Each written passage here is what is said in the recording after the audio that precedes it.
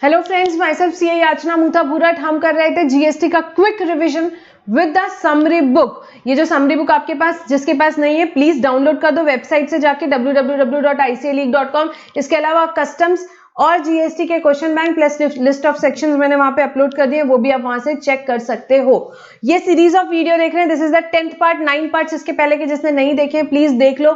Introduction से लेके registration तक के all most important topic, the a analysis topic, these are the first 10 videos which are the a analysis, जिसमें exam में question आना ही आना है, वो हमने अभी तक के डिस्कस किए। और इस वीडियो में हम क्या डिस्कस करने वाले हैं बेटा, प्लेस ऑफ सप्लाई के प्रोविजंस। स्टार्ट करेंगे chapter place of supply, one of the most important. Why is important ma'am? भाई बेटा याद है ट्रांजैक्शन, टाइम ऑफ सप्लाई पढ़ के क्या पता चलता है? टाइम ऑफ सप्लाई पढ़ के मैम हमें ये पता चलता है कि whether when the liability to pay tax arises। Time of supply provision क्या बताता है? when the liability to pay tax arises। Valuation क्या बताता है कि वैल्यू क्या लेनी। प्लेस ऑफ सप्लाई क्या बताता है बेटा? प्लेस ऑफ सप्लाई बताता है कि टैक्स कौन सा लगाना, सीजीएसटी प्लस एसजीएसटी लगाना है आपको, या आईजीएसटी लगाना है, या सीजीएसटी प्लस यूटीजीएसटी लगाना है। कौन सा टैक्स लगाना है वो कौन बताता है? प्लेस ऑफ सप्लाई के प्रोविजन से पता चलता है। अब प्लेस ऑफ सप्लाई के प्रोविजन से मैम कैसे पता चलता है बेटा? ये ऐसे पता चलता है, whether a transaction is intrastate or interstate is determined by place of supply। It is dependent upon two factors, that is location of supplier and place of supply। अगर लोकेशन ऑफ सप्लायर और place of supply दो अलग अलग state में है, दो अलग अलग स्टेट में, दो अलग अलग यूनियन टेरिटरी में, एक स्टेट और एक यूनियन टेरिटरी में है, तो ट्रांजैक्शन क्या हुआ? इंटरस्टेट। दो अलग अलग स्टेट में है, या एक स्टेट या एक यूनियन टेरिटरी में, या दो अलग अलग यूनियन टेरिटरी में ट्रांजैक्शन हुआ इंटरस्टेट, और टैक्स क्या लगेगा? आईजीएसटी। सो आईजीएसटी लगा किस पे डिपेंडेंट था? Location of supplier and place of supply पे। सिमिलरली सीजीएसटी या एसजीएसटी लगाना है, वो किस पे डिपेंड करेगा? Location of supplier plus place of supply. अगर सेम स्टेट में है तो टैक्स कौन सा लगेगा बेटा? CGST plus SGST, CGST plus SGST. और location of supplier plus place of supply same union territory में, तो टैक्स कौन सा लगेगा? CGST plus UTGST. So which tax to be levied is dependent upon what? Depending upon location of supplier and place of supply। इस chapter में हम क्या पढ़ेंगे? इस चैप्टर में हम पढ़ेंगे कि प्लेस ऑफ सप्लाई कैसे फिक्स करते हैं। प्लेस ऑफ सप्लाई कैसे फिक्स करते हैं, उसको लोकेशन ऑफ सप्लायर के साथ प्लॉट कर दो, और टैक्स कौन सा लगेगा? सीजीएसटी या एसजीएसटी या आईजीएसटी, वो आपको पता चल जाएगा। तो इस चैप्टर में आपको प्लेस ऑफ सप्लाई के प्रोविजंस हम पढ़ेंगे, प्लेस ऑफ सप्लाई कैसे फिक्स करते हैं। आईजीएसटी एक्ट में दिया हुआ है प्लेस ऑफ सप्लाई के प्रोविजंस। अभी तक के जो सेक्शंस पढ़ रहे थे वो कहां पे दिए हुए थे बेटा? वो दिए हुए थे सीजीएसटी एक्ट में। वो कहां पे दिए हुए थे? वो दिए हुए थे सीजीएसटी एक्ट में। प्लेस ऑफ सप्लाई के प्रोविजंस जो हम पढ़ेंगे यहां पे, this is what IGST act. Regular course के स्टूडेंट्स को मैं एक बात बता दूं, ये जो हमारी बुक नंबर 2 थी, इसमें आपको याद हो तो जो सेकंड चैप्टर है हमारा, मतलब चैप्टर नंबर जो 11 आता है आईजीएसटी एक्ट, उसका पार्ट था place of supply and import and export. तो इस वीडियो में बेटा हम इसका एक पार्ट देखने वाले हैं, which is what? Place of supply. And इसके नेक्स्ट टू नेक्स्ट वीडियो में इंपोर्ट एंड एक्सपोर्ट का डिस्कशन करेंगे, जिसमें हम डिटेल में करेंगे। तो chapter number 11 of the regular book यहाँ पे दो पार्ट में स्प्लिट है, समरी बुक में chapter number 10 and chapter number 12। ठीक है, अब यहाँ पे प्लेस ऑफ सप्लाई के प्रोविजंस कहां दिए हुए हैं? आईजीएसटी एक्ट में। अभी तक के जो प्रोविजन सेक्शंस हम देख रहे थे वो किसके देख रहे थे? सीजीएसटी एक्ट के। अब हम पढ़ेंगे आईजीएसटी एक्ट के। सो आईजीएसटी एक्ट का सेक्शन 10, सबसे पहले सेक्शन 10 ऑफ सीजीएसटी एक्ट क्या था? Composition levy. Section 10 of IGST act, goods के केस में प्लेस ऑफ सप्लाई कैसे निकालना other than import and export goods. अब देखो, मैंने फिर से बताया था कि why is it necessary to differentiate between goods and service? Because the provision for place of supply and time of supply are different for goods and different for services।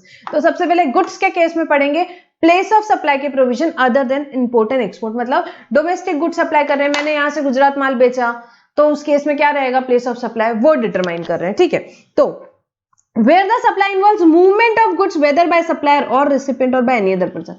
Movement होना चाहिए, मूवमेंट कोई भी करे, supply कर सकता है, recipient कर सकता है, कोई और पर्सन कर सकता है। मूवमेंट के केस में प्लेस ऑफ सप्लाई क्या होगा?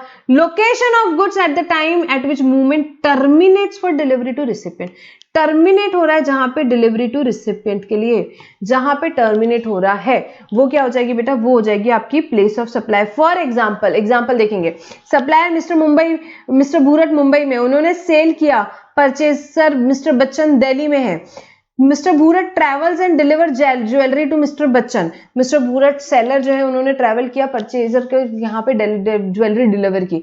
तो is there any movement of goods? Yes, movement of goods बिल्कुल था। मूवमेंट ऑफ गुड्स टर्मिनेट कहाँ पे हुआ? दिल्ली में। तो प्लेस ऑफ सप्लाई क्या हो जाएगी? Delhi. Place of supply Delhi हो जाएगी। लोकेशन ऑफ सप्लायर क्या होगा, मिस्टर भूरट का प्लेस क्या है, मुंबई, मुंबई। तो LOS महाराष्ट्र मुंबई, POS दिल्ली, अलग अलग स्टेट है, हाँ जी। टैक्स कौन सा लगेगा मैम, IGST। सेक्शन 10(1) में अभी क्या पढ़ा हमने मैम, हमने सेक्शन 10 में ये चीज पढ़ी थी अभी कि भाई लोग जहां पे मूवमेंट ऑफ गुड्स है तो जहां टर्मिनेट हो रहा है वो प्लेस ऑफ सप्लाई होगा, प्लेस ऑफ सप्लाई होगा। तो प्रेजेंट केस में क्या हो जाएगा बेटा, यहाँ पे हमने प्लेस ऑफ सप्लाई के प्रोविजन के हिसाब से निकाला कि प्लेस ऑफ सप्लाई हो जाएगा दिल्ली, लोकेशन ऑफ सप्लायर के साथ प्लॉट किया और टैक्स कौन सा निकला वो हमने बता दिया। सेकेंड, थर्ड वाला देखेंगे पहले, where there is no movement of goods either by supplier recipient, goods का मूवमेंट नहीं, मैंने ये रखा है, ये यहाँ पे एक काम करो, ये मेरा मैंने आपको फॉर एग्जांपल फ्लैट सेल किया, फर्नीचर जो रखा था मैंने एज सच बेसिस पे दे दिया आपको, ये लो, ये यहीं से आप यहीं ले लो, कोई मूवमेंट हुआ गुड्स का नहीं, यहीं रखा है, एज सच बेसिस पे मैंने सेल कर दिया। उस केस में क्या होगा, फर्स्ट वाला केस था movement of goods, as such case में location of such goods at the time of delivery to recipient, goods का जो लोकेशन है, गुड्स का जो लोकेशन है, इसके लिए भी एक एग्जांपल देखेंगे। For example mister Tom West Bengal में परचेजर मिस्टर जेरी गोवा में, तो मिस्टर टॉम ने बोला कि ठीक है ये फर्नीचर रखा है यहाँ वेस्ट बंगाल में, आप यहीं से ले लो, आप यहीं से ले लो, ये यहीं एज सच बेसिस पे सेल कर दिया। तो इस केस में क्या लगेगा, टैक्स। सबसे पहले टैक्स क्या लगेगा उसके लिए देखना पड़ेगा, लोकेशन ऑफ सप्लायर क्या है, सप्लायर तो हमारे वेस्ट बंगाल के mister Tom, place of supply क्या है, location of goods at the time of delivery, delivery of the goods कहाँ पे, वेस्ट बंगाल में ही है, तो क्या हो जाएगा, टैक्स क्या लगेगा, POS, LOS एंड POS एक ही स्टेट में हो गए, वेस्ट बंगाल, तो टैक्स लगेगा बेटा CGST plus SGST, CGST plus SGST। अब एक स्टेट के CGST SGST का क्रेडिट क्या दूसरे स्टेट के में मिलता है, नहीं मिलता, इसलिए इस CGST SGST का क्रेडिट मिस्टर जेरी को गोवा में नहीं मिलेगा, मिस्टर जेरी को इस CGST SGST का क्रेडिट गोवा में नहीं मिलेगा। देन वेयर द गुड्स, अब सेकेंड वाले पॉइंट में आइए, where the goods are delivered to the recipient or any other person on the direction of third person by way of transfer of title or otherwise, that is bill to ship to model, in that case principal place of business of such third person। bill to ship to model याद हो तो हमने section 6 value ये ITC के time पे भी पढ़ा था, ठीक है।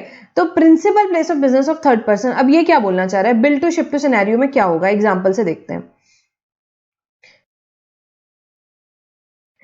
मिस्टर एक्स सप्लायर है, उनने बिल करना था मिस्टर वाई को, अब मिस्टर वाई ने बोला यार मेरे यहाँ क्यों भेजता है, एक काम कर मिस्टर जेड को गुड्स भिजवा दे, ship to Mr H Z को कर दे।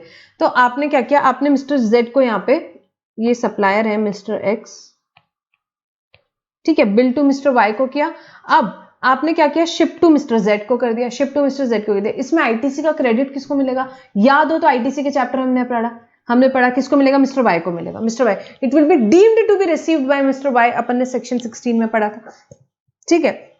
अब शिप टू आपने किसको कर दिया, मिस्टर जेड को कर दिया। अभी क्या बोला है इन्होंने, इसमें बोला है, इसमें प्लेस ऑफ सप्लाई किसको मानेंगे, इसको प्लेस ऑफ सप्लाई बेटा मानेंगे location of principal place of business of third person मतलब Mr Y, third person Mr Y here, और मिस्टर वाई को क्या माना जाएगा, place of supply Mr Y की जगह माने जाएगी। क्यों, ऑब्वियसली बिल उनको कर रहे हो, क्रेडिट उनको देना है, उनका प्लेस ऑफ सप्लाई मानो, टैक्स जो भी लगेगा उनको क्रेडिट तो मिल पाएगा, तो इस केस में मिस्टर वाई का प्लेस है, उसे प्लेस ऑफ सप्लाई माना जाएगा। एग्जांपल देखेंगे, मिस्टर ए जो है आपके फॉर एग्जांपल गुजरात के हैं, मिस्टर बी असम के हैं, मिस्टर सी भी गुजरात के हैं, bill to ship to scenario हो रहा है, तो अभी मिस्टर बी ने बोला कि एक काम कर यार ए, एक काम कर तू सी के यहाँ पे भिजा दे डायरेक्टली, तो मिस्टर ए ने बोला कोई दिक्कत नहीं, सी के यहाँ भिजा देता हूँ, बिल आपको भेज देता हूँ, शिप मैं सी को कर देता हूँ, पैसे आप दे देना। मिस्टर बी ने बोला कोई दिक्कत नहीं है, मिस्टर सी को आपने गुड्स भेज दिया। इस केस में प्लेस ऑफ सप्लाई क्या होगी बेटा, principal place of business of third person, मतलब मिस्टर बी का प्लेस जो रहेगा वो प्लेस ऑफ सप्लाई होगा, मतलब POS will be what, Assam, POS will be Assam. LOS location of supplier, mister A का प्लेस गुजरात। टैक्स कौन सा लगेगा बेटा इस केस में, IGST लगेगा। क्यों IGST लगेगा, क्योंकि LOS और POS अलग अलग स्टेट में है। क्या मिस्टर बी को इसका क्रेडिट मिलेगा, हाँ जी बिल्कुल मिलेगा, क्यों मिलेगा मिस्टर बी को इसका क्रेडिट मिलेगा, क्योंकि सेक्शन 16 में लिखा है it is deemed to be received उनके केस में, और IGST का क्रेडिट वो ले भी सकता है, ये प्रोविजन से इतने बढ़िया ड्राफ्ट किए हुए हैं कि मिस्टर बी को क्रेडिट मिल जाए और उसका क्रेडिट मिस ना हो। अगर इस केस में मिस्टर सी का प्लेस ऑफ सप्लाई होता, सीजीएसटी एसजीएसटी लग जाता, तो मिस्टर बी के वो काम का ही नहीं रहता। इसीलिए जिसको क्रेडिट लेना है उसकी जगह कोई बना दिया इन्होंने क्या, place of supply. In case of bill to ship to scenario आपको ध्यान रखना है, जिसको बिल टू कर रहे हो वही जगह होगी place of supply, plus credit भी उसको मिलेगा सेक्शन 16 के हिसाब से। प्लेस ऑफ सप्लाई हो जाएगी उसकी सेक्शन 10 के हिसाब से of IGST act. I hope this is very clear. इसके बहुत सारे एग्जांपल्स हमने रेगुलर बुक में किए थे, बट अभी हमारा टाइम इतना ही परमिट करता है और इतना सफिशिएंट है अभी के लिए। Where the goods are assembled or installed at site, installation assembly के केस में क्या होगा, इंस्टॉलेशन असेंबली के केस में प्लेस ऑफ सप्लाई किसे बोलेंगे, place where the goods are assembled और इंस्टॉल्ड, जहां गुड्स असेंबल हो रहे हैं या इंस्टॉल हो रहे हैं उसे प्लेस ऑफ सप्लाई माना जाएगा, उसे प्लेस ऑफ सप्लाई माना जाएगा। मूवमेंट ये वो कुछ नहीं। इंस्टॉलेशन असेंबली में क्लियर है, जहां इंस्टॉलेशन या असेंबली हो रही है उसे प्लेस ऑफ सप्लाई माना जाएगा, उसे प्लेस ऑफ सप्लाई माना जाएगा। Mr. A from Chennai has sold machinery to Mr. B of Chennai for assembly at Mumbai. उस केस में क्या होगा बेटा, लोकेशन ऑफ सप्लायर क्या है, मिस्टर ए का place Chennai, place of supply क्या है, असेंबली कहां हो रही है, रिसिपिएंट का सप्लायर की जगह छोड़ दो, असेंबली कहां हो रही है, असेंबली मुंबई में हो रही है तो प्लेस ऑफ सप्लाई मुंबई हो जाएगा। एलओएस पीओएस अलग अलग जगह, टैक्स कौन सा लगेगा, आईजीएसटी, टैक्स कौन सा लगेगा, आईजीएसटी। बेटा भूलना मत, जो फुल फ्लेज बड़ा वाला क्वेश्चन आता है ना उसमें वो आपको बता देंगे मशीनरी से रिलेटेड। अगर आपके लास्ट आरटीपी में जैसा क्वेश्चन था कि भाई मशीनरी यहाँ इंस्टॉल हो रही है, सप्लायर यहाँ का, you have to find out tax कौन सा लगाना है, ठीक है। जो फुल फ्लेज क्वेश्चन आएगा ना उसमें सारे एडजस्टमेंट रहेंगे, वैल्यूएशन का भी, प्लेस ऑफ सप्लाई का भी, टाइम ऑफ सप्लाई का भी, इनवॉइसिंग का भी, सारे एडजस्टमेंट दे देंगे वो उसमें आपको।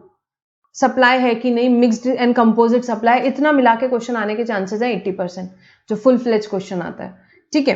और ये सारे कंसेप्ट हम लोग बहुत अच्छे से पढ़ चुके हैं। Where the goods are supplied on board conveyance like a vessel, aircraft, train और मोटर व्हीकल।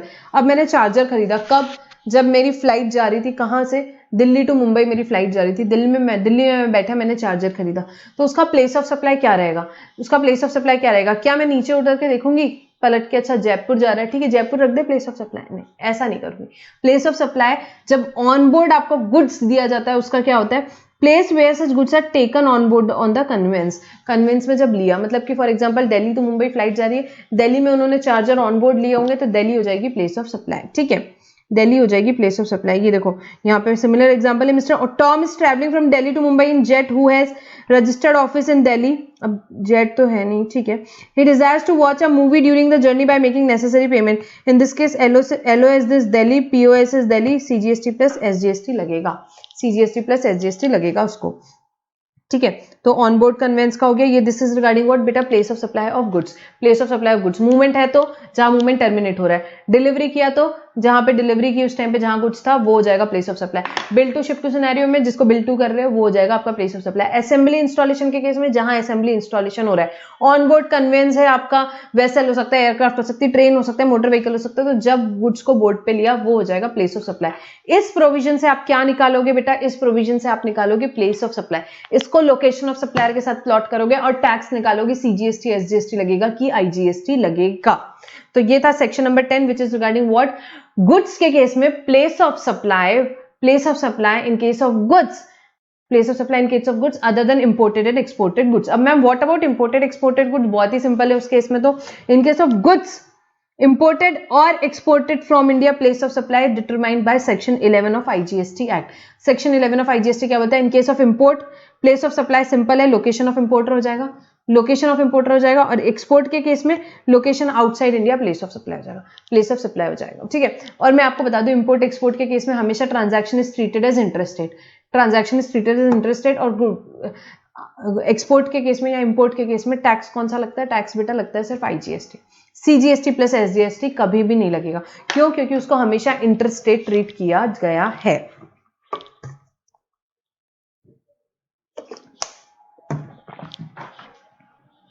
अब नेक्स्ट देखेंगे, सेक्शन 10 देखा, सेक्शन 11 देखा, अब section number 12, place of supply of service where the location of supplier and recipient in India. Location of supplier LOS plus LOR, supplier और recipient. आप मुझसे कुछ चीज खरीद रहे हो, आप भी इंडिया में, मैं भी इंडिया में, दोनों इंडिया इंडिया, तो उस केस में कौन सा सेक्शन लगेगा, सेक्शन 12 लगेगा, सेक्शन 12 लगेगा। अगर हम दोनों में से एक इंडिया में है और एक इंडिया के बाहर है तो उस केस में सेक्शन 13 के प्रोविजन लगते हैं, सेक्शन 13 के प्रोविजन लगते हैं। ये गुड्स पढ़ लिया, हाँ, place of supply of goods clear है, गुड्स का खत्म हो गया। अभी क्या पढ़ रहे हैं हम, सर्विस का। सर्विस का प्लेस ऑफ सप्लाई जब सप्लायर और रिसिपिएंट दोनों इंडिया में, तो सेक्शन कौन सा लगता है? 12। अब प्लेस ऑफ सप्लाई के चैप्टर में सबसे टफ सेक्शन अगर देखा जाए तो यही है, सबसे टफ सेक्शन यही है 12। थोड़ा सा याद रखना डिफिकल्ट है, यहाँ पे टैबुलर फॉर्म में लिया है, बट बेटा इतना तो मिनिमम पढ़ना ही पड़ेगा। यहाँ पे जो ये 2 पेजेस में दिया हुआ है इतना तो पढ़ना पड़ेगा, इसके बिना तो नहीं हो पाएगा, इतना तो पढ़ना पड़ेगा, ठीक है। अब इसमें एक मेमोरी टेक्निक है, वो हम देखते हैं, पहले प्रोविजन पढ़ते हैं, लास्ट में इसकी मेमोरी टेक्निक देखेंगे। So in respect of these 12 category of services, the place of supply is determined with reference to proxy. Rest of services are governed by default provision. अब सेक्शन 12 में भी और 13 में भी एक चीज बताइए गवर्नमेंट ने बोला एक काम करो कि कुछ स्पेसिफाई कर दी उन्होंने सर्विस की, भाई ट्रेनिंग सर्विस है, इमूवेबल प्रॉपर्टी वाली है, जो भी सर्विसेज उसमें स्पेसिफाई करी, इनका प्लेस ऑफ सप्लाई स्पेसिफिकली इसके हिसाब से देखा जाएगा। इसके अलावा जो भी सर्विस है, सीए की सर्विस, सीएस की सर्विस, जिसकी भी सर्विस है, जो भी सर्विस है, उसके लिए डिफॉल्ट रूल है, वो डिफॉल्ट रूल के हिसाब से चलेंगे। बाकी 12 केसेस में, बाकी यहां पे जैसे सेक्शन 12 में 12 केसेस में हमारे हिसाब से चलो, हम जो बता रहे हैं वो प्लेस ऑफ सप्लाई होगा। इसके अलावा अगर आपको कोई भी लेना है तो उस केस में आपको क्या लेना है? उस केस में बेटा आपको सीधे डिफॉल्ट रूल लेना है। उस केस में डिफॉल्ट रूल यहाँ पे दिया हुआ है नीचे, वो लेना है आपको। सबसे पहले डिफॉल्ट रूल देख लेते हैं। डिफॉल्ट रूल क्या है? मतलब जो कि सारी सर्विस में अप्लाई होगा, एग्जाम में ये काम आएगा, जो कि सारी सर्विस में अप्लाई होगा except specified services. Now what is the default rule? For rest of the services other than specified above, the default provision has been prescribed, which provides for B2B supply है। अगर मतलब मैं भी GST में registered हूं, आप भी, B2B मतलब बिजनेस टू बिजनेस, B2C मतलब बिजनेस टू कंज्यूमर, तो B2B सप्लाई है, मैं भी रजिस्टर्ड, आप भी रजिस्टर्ड, तो प्लेस ऑफ सप्लाई गवर्नमेंट का सीधा है location of such registered person. आपका लोकेशन ले लेंगे वो, उनको टेंशन ही नहीं है, क्यों? उनको आपको क्रेडिट देना है B2B केस में उनको आपको क्रेडिट देना है, कोई दिक्कत नहीं, आप क्रेडिट लो ना, आप तो टैक्स पे कर ही रहे हो, तो आपका प्लेस जो हो जाएगा रिसिपिएंट का प्लेस, वो हो जाएगा location of such recipient person. But in case of B2C के केस में थोड़ा सा दिक्कत है। B2C में उन्होंने बोला कि where the address on record exist, अगर एड्रेस है आपके पास, मैं आपको सर्विस दे रही हूँ, मेरे पास आपका एड्रेस है, मैं आपको सीए की कंसल्टेंसी सर्विस दे रही हूँ, मेरे पास आपका एड्रेस है, तो कोई दिक्कत नहीं, प्लेस ऑफ सप्लाई आपकी प्लेस हो जाएगी, बट मेरे पास आपका एड्रेस ही नहीं है, मैंने आपको ऐसी सर्विस दे दी, तो फिर तो कोई ऑप्शन ही नहीं। Location of supplier of service जो है वही प्लेस ऑफ सप्लाई होगा, ठीक है। ये हो गया डिफॉल्ट रूल। अब देखते हैं बेसिक रूल क्या है यहाँ पे। अब जो बाकी 12 सर्विसेज है एक के बाद एक पढ़ते हैं। First, immovable property related including accommodation in hotel, boat, vessel. इसमें इन्होंने क्या बोला? इमूवेबल प्रॉपर्टी के location at which the immovable property और बोट और वेसल इज लोकेटेड और इंटेंडेड टू बी लोकेटेड, ठीक है। तो इन्होंने यहाँ पे बोला कि भाई जहां पे इमूवेबल प्रॉपर्टी लोकेट हो रही है, जहां पे इमूवेबल प्रॉपर्टी बनने वाली है या बन चुकी है, वही जगह प्लेस ऑफ सप्लाई होगी। सप्लायर कहाँ का है मतलब नहीं, रिसिपिएंट कहाँ का है मतलब नहीं। अभी सप्लायर, और सबसे पहले सेक्शन 12 कब लगता है? जब सप्लायर रिसिपिएंट दोनों इंडिया में, उस केस में place of supply in case of immovable property, जहां पे इमूवेबल प्रॉपर्टी है वही प्लेस ऑफ सप्लाई होगा। Second, if property is located outside India. अब सेक्शन 12 कब लगता है? सप्लायर रेसिपिएंट दोनों इंडिया में, प्रॉपर्टी बाहर पे, सेक्शन 12 लग गया। तो located outside India, location of recipient का लोकेशन, जहां भी रिसिपिएंट है इंडिया में उसको बोलेंगे प्लेस ऑफ सप्लाई, क्योंकि प्रॉपर्टी इंडिया के बाहर है, उसको प्लेस ऑफ सप्लाई नहीं ट्रीट करना चाहती गवर्नमेंट, तो उस केस में क्या होगा? लोकेशन ऑफ रिसिपिएंट हो जाएगा। अब देखो इमूवेबल प्रॉपर्टी का यहाँ सेक्शन 12 के ये प्रोविजन है। सेक्शन 13 के देखते हैं, उसके एग्जांपल्स देखते हैं। इमूवेबल प्रॉपर्टी हम यहाँ पे फिनिश करते हैं, उसके बाद एक एक देखते जाएंगे, ठीक है। या एक काम करते हैं, पहले ये कंप्लीट कर लेते हैं। सेक्शन 13 जब देखेंगे उसके बाद में वो कंपैरिजन कर लेंगे, अभी अननेसेसरी कंफ्यूजन होगा। तो इसके एग्जांपल्स भी इमूवेबल प्रॉपर्टी के बाद में देखते हैं। इमूवेबल प्रॉपर्टी में क्या बात हुई हमारी? इमूवेबल प्रॉपर्टी में जहां इमूवेबल प्रॉपर्टी है, फॉर एग्जाम्पल मैं एक रियल एस्टेट कंसल्टेंट हूं, मैंने कुछ कंसल्टेंसी दी, मैं एक आर्किटेक्ट हूं फॉर एग्जाम्पल, मैंने इमूवेबल प्रॉपर्टी का पूरा डिजाइन ये वो बनाया। इमूवेबल प्रॉपर्टी मुंबई में, मैं आर्किटेक्ट हूं, मैं नागपुर में हूं, तो उस केस में प्लेस ऑफ सप्लाई क्या होगी? लोकेशन ऑफ सप्लायर क्या होगा? मैं सर्विसेज सप्लाई कर रही हूं, मैं आर्किटेक्ट हूं, लोकेशन ऑफ सप्लायर हो गया नागपुर।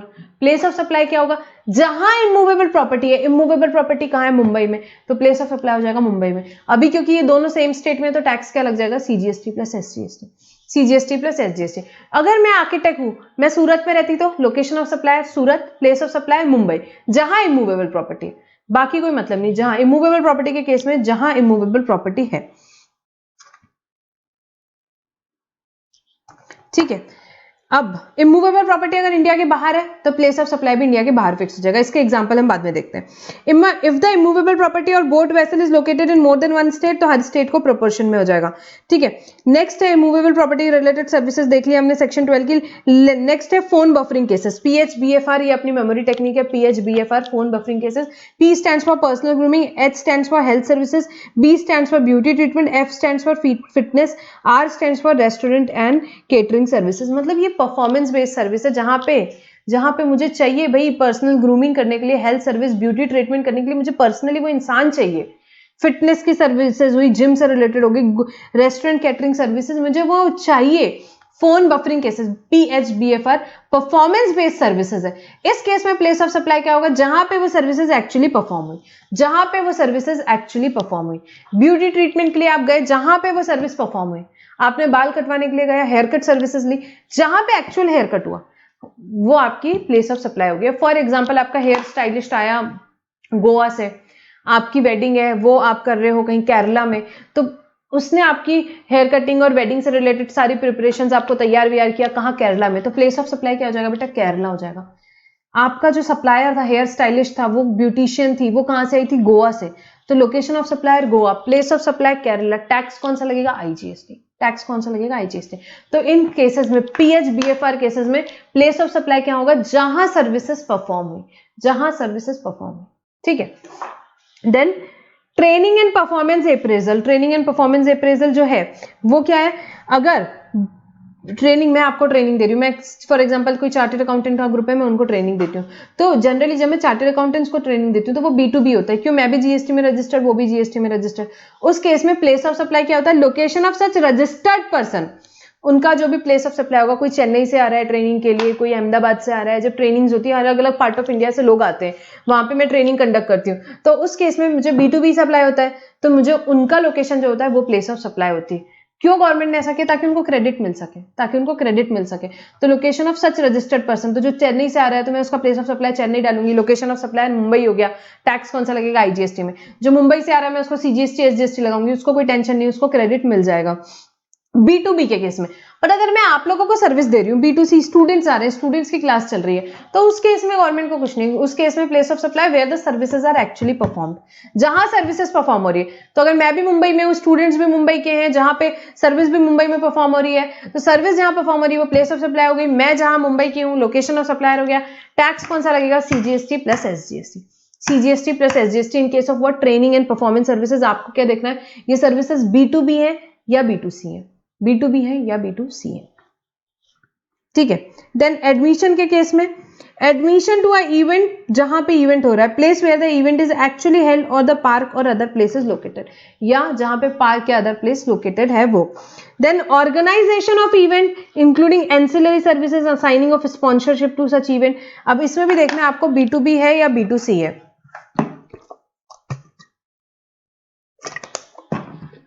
अभी आप देखोगे ना तो यहाँ पे देखो, मैंने एक वर्ड है उसको मैंने ग्रीन कलर से किया है और उसका फॉन्ट साइज थोड़ा सा बड़ा है। वो आपके कुछ नहीं है, वो मेमोरी टेक्निक का वर्ड है, T3OI BP cases. Now what do you mean by T3OI BP cases? जो T3OI BP केसेस में आते हैं उनको याद रखने का शॉर्टकट ये है। T3 का फर्स्ट T था हमारा ये ट्रेनिंग एंड परफॉर्मेंस सर्विसेज। उन सब केस में याद करने का ये है कि अगर T3OI BP केसेस वाले जो केसेस है, अगर वो आपने रजिस्टर्ड पर्सन को दिए हो, रिसिपिएंट अगर रजिस्टर्ड है तो location of such registered recipient है, वो आपका प्लेस ऑफ सप्लाई होगा। और B2C में सब में डिफरेंट होगा, बट सारे केसेस में B2B में सेम है, T3OI BP केसेस में। तो फर्स्ट T हमने देखा यहाँ पे, ट्रेनिंग एंड परफॉर्मेंस में B2B को दे रहे हो तो location of such registered person. ठीक है। अब यहाँ पे T3 सेकेंड T जो है, जैसे ट्रांसपोर्टेशन ऑफ गुड्स का हम देखेंगे इंक्लूडिंग कुरियर, उसमें भी B2B को दे रहे हो तो location of such registered person. B2C को दे रहे हो तो वो सब में अलग रहेगा, पर हर केस में सिमिलर है T3OI BP केसेस में। याद रखने के लिए कि भाई T3OI BP केसेस में मतलब कि अगर मैंने ये सर्विसेज रजिस्टर्ड पर्सन को दी तो location of registered person he place of supply रहेगा। और 99% एग्जाम में ये चीज आपको B2B से पूछी जानी चाहिए। ठीक है। अब ये हमने कहां तक देख लिया था। एडमिशन के केस में क्या आएगा?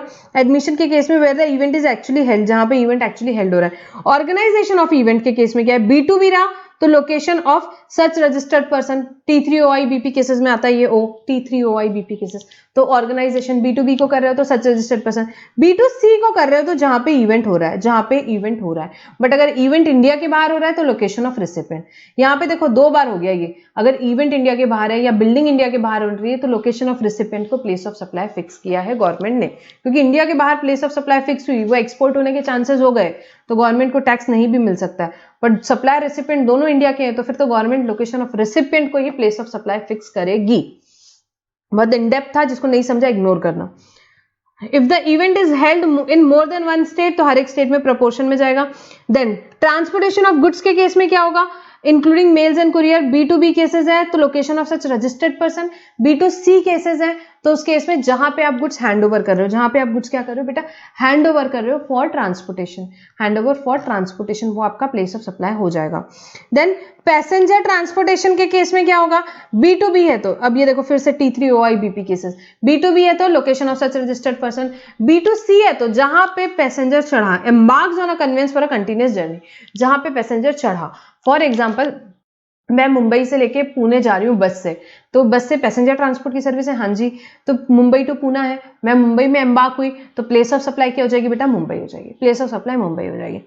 Services on board of a conveyance, on board conveyance में आपको सर्विस मिल रही है, आपको रेस्टोरेंट एंड केटरिंग सर्विस, आपको फूड वूड सर्व किया जा रहा है, दैट इज अ सर्विस। हाँ, रेस्टोरेंट एंड केटरिंग को शेड्यूल 2 ने सर्विस बोला था, तो उस केस में प्लेस ऑफ सप्लाई क्या हो जाएगी बेटा, location of first schedule point of departure of the conveyance, जहां first schedule point of departure होगा वो आपका प्लेस ऑफ सप्लाई हो जाएगा।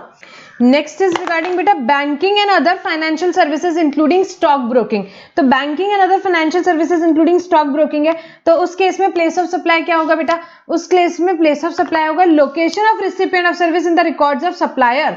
जो सप्लायर है उसके रिकॉर्ड्स में रिसिपिएंट की जो भी एड्रेस होगी, जो भी रिसिपिएंट का जो भी लोकेशन ऑफ रिसिपिएंट होगा वो प्लेस ऑफ सप्लाई हो जाएगा। आपका अकाउंट बैंक में तो आपका जो भी एड्रेस, जो भी लोकेशन होगा बैंक के पास, वो लोकेशन ऑफ वो प्लेस ऑफ सप्लाई हो जाएगा। And location of supplier service if the location of recipient of service is not available, but bank के पास आपका एड्रेस नहीं है तो क्या हो जाएगा, location of supplier of service हो जाएगा। अब आप पूछोगे मैम बैंक के पास अकाउंट नहीं हो, ऐसा कैसे पॉसिबल है? पॉसिबल है, किस केस में पॉसिबल है, अगर फॉर एग्जांपल आप किसी दूसरे बैंक के हो, आप दूसरे बैंक के हो, आप कोई भी दूसरे बैंक से बैंक का विड्रॉल कर रहे हो, बैंक आप पे चार्जेस लगा रहा है, वो तो सर्विस हो जाता है सर्विस की डेफिनेशन के हिसाब से, तो अब उसमें जीएसटी लगाना है तो प्लेस ऑफ सप्लाई डिटरमाइन करेगा। तो इस केस में जब आपका बैंक में अकाउंट नहीं है उस केसेस में। Then insurance service, insurance service भी T3OIBP केसेस में आता है। तो अगर रजिस्टर्ड पर्सन को देते हैं तो location of such registered person, but अगर रजिस्टर्ड को नहीं दे रहे हो, B2C दे रहे हो, तो भी इंश्योरेंस के केस में बेटा लॉजिकल है कि इंश्योरेंस कंपनी के पास आपका एड्रेस रहेगा और location of recipient of service he place of supply माना जाएगा।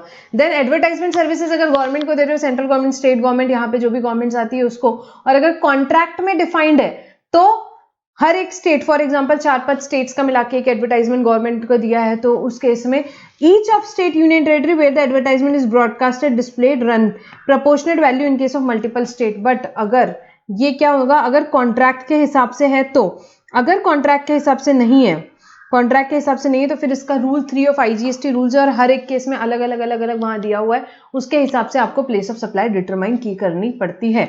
उतना डिटेल में अभी हम नहीं जाएंगे। Then comes the telecommunication service. Telecommunication service के केस में क्या है, हम ये एक चार्ट से देखेंगे।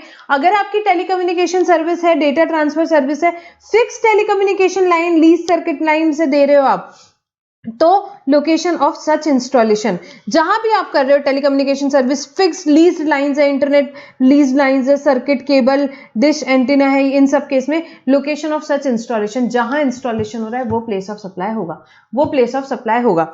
अब अगर आपकी टेलीकम्युनिकेशन सर्विस जो है वो क्या है, पोस्टपेड है, पोस्टपेड है, तो उस केस में चलो हम इसी चार्ट से पढ़ते हैं। तो फर्स्ट हमने पढ़ा service involving fixed line, lease and internet circuit, जो dish antenna, location of such fixed installation, ये हो गया फर्स्ट इंस्टॉलेशन वाला। सेकंड पोस्टपेड मोबाइल है, इंटरनेट सर्विस, तो location of billing address of recipient if the same is not available, location of supplier वो नहीं होगा। पोस्टपेड के केस में आपका बिलिंग एड्रेस जनरली रहेगा, तो जो भी आपका बिलिंग एड्रेस रहेगा वो प्लेस ऑफ सप्लाई हो जाएगा। प्रीपेड के केस में थोड़ी डिफरेंस है चीजें। अगर प्रीपेड वाउचर है, प्रीपेड वाउचर है, उस केस में अगर आप वाउचर, आपको याद हो तो आप कुछ वो सेलिंग एजेंट्स वगैरह होते हैं उससे भी खरीदते हैं वाउचर। सो अगर आपने वो रीसेलर से, एजेंट से, डिस्ट्रीब्यूटर से लिया है तो वो जो रीसेलर का जो एड्रेस है वो प्लेस ऑफ सप्लाई होगा, वो प्लेस ऑफ सप्लाई होगा। बट अगर टेलीकम्युनिकेशन कंपनी ने डायरेक्टली फाइनल सब्सक्राइबर को दिया है तो location where the payment is of the voucher received is sold, जहां पे भी वाउचर का पैसा मिल रहा है वो आपका प्लेस ऑफ सप्लाई हो जाएगा। So in case of prepaid through reselling agent है तो address of such reseller, and by any other person to final subscriber है तो जहां पे पैसा मिल रहा है, जहां पे पैसा मिल रहा है, जहां पे पैसा ई कॉम के थ्रू मिल रहा है, मतलब कि आपने वोडाफोन की वेबसाइट पे जाके वहीं पे उनका पेमेंट वाउचर खरीद लिया, उस केस में क्या होगा, उस केस में location of recipient in the records of supplier, recipient का जो भी लोकेशन होगा वो हो जाएगा place of supply. And in all other cases, जो भी रेसिडरी केसेस बच जाएंगे, एड्रेस ऑफ रिसिपिएंट जो भी रहेगा वो प्लेस ऑफ सप्लाई हो जाएगा, वो प्लेस ऑफ सप्लाई हो जाएगा। तो इसमें मेजरली आपको 3 चीजें याद रखनी है। फिक्स लाइन वगैरह है तो जहां पे इंस्टॉलेशन हो रहा है, पोस्टपेड है तो जो बिलिंग एड्रेस अगर नहीं है तो फिर location of supplier. Then prepaid है तो प्रीपेड भी रीसेलर के थ्रू बेच रहे हो तो क्या होगा, रीसेलर का एड्रेस, रीसेलर के थ्रू नहीं है, डायरेक्ट फाइनल सब्सक्राइबर को जा रहा है तो क्या होगा, प्लेस ऑफ सप्लाई, जहां पे भी पैसा मिल रहा है। ई कॉम के थ्रू मिल रहा है तो location of recipient, residuary all other cases location of recipient. Telecommunication service बेटा यहाँ पे खत्म, ठीक है।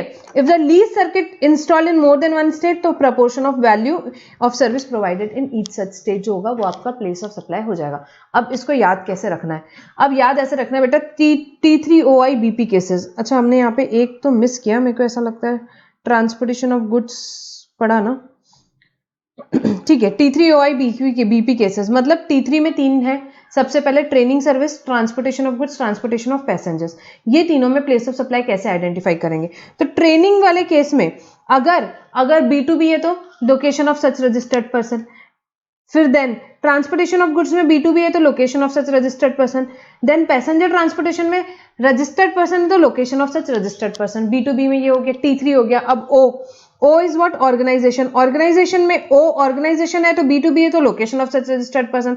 I is what, I is बेटा insurance services, location of such registered person. BP cases, B is what, यहाँ पे आपका B is banking services, location of such person. And then comes your last यहाँ पे ठीक है।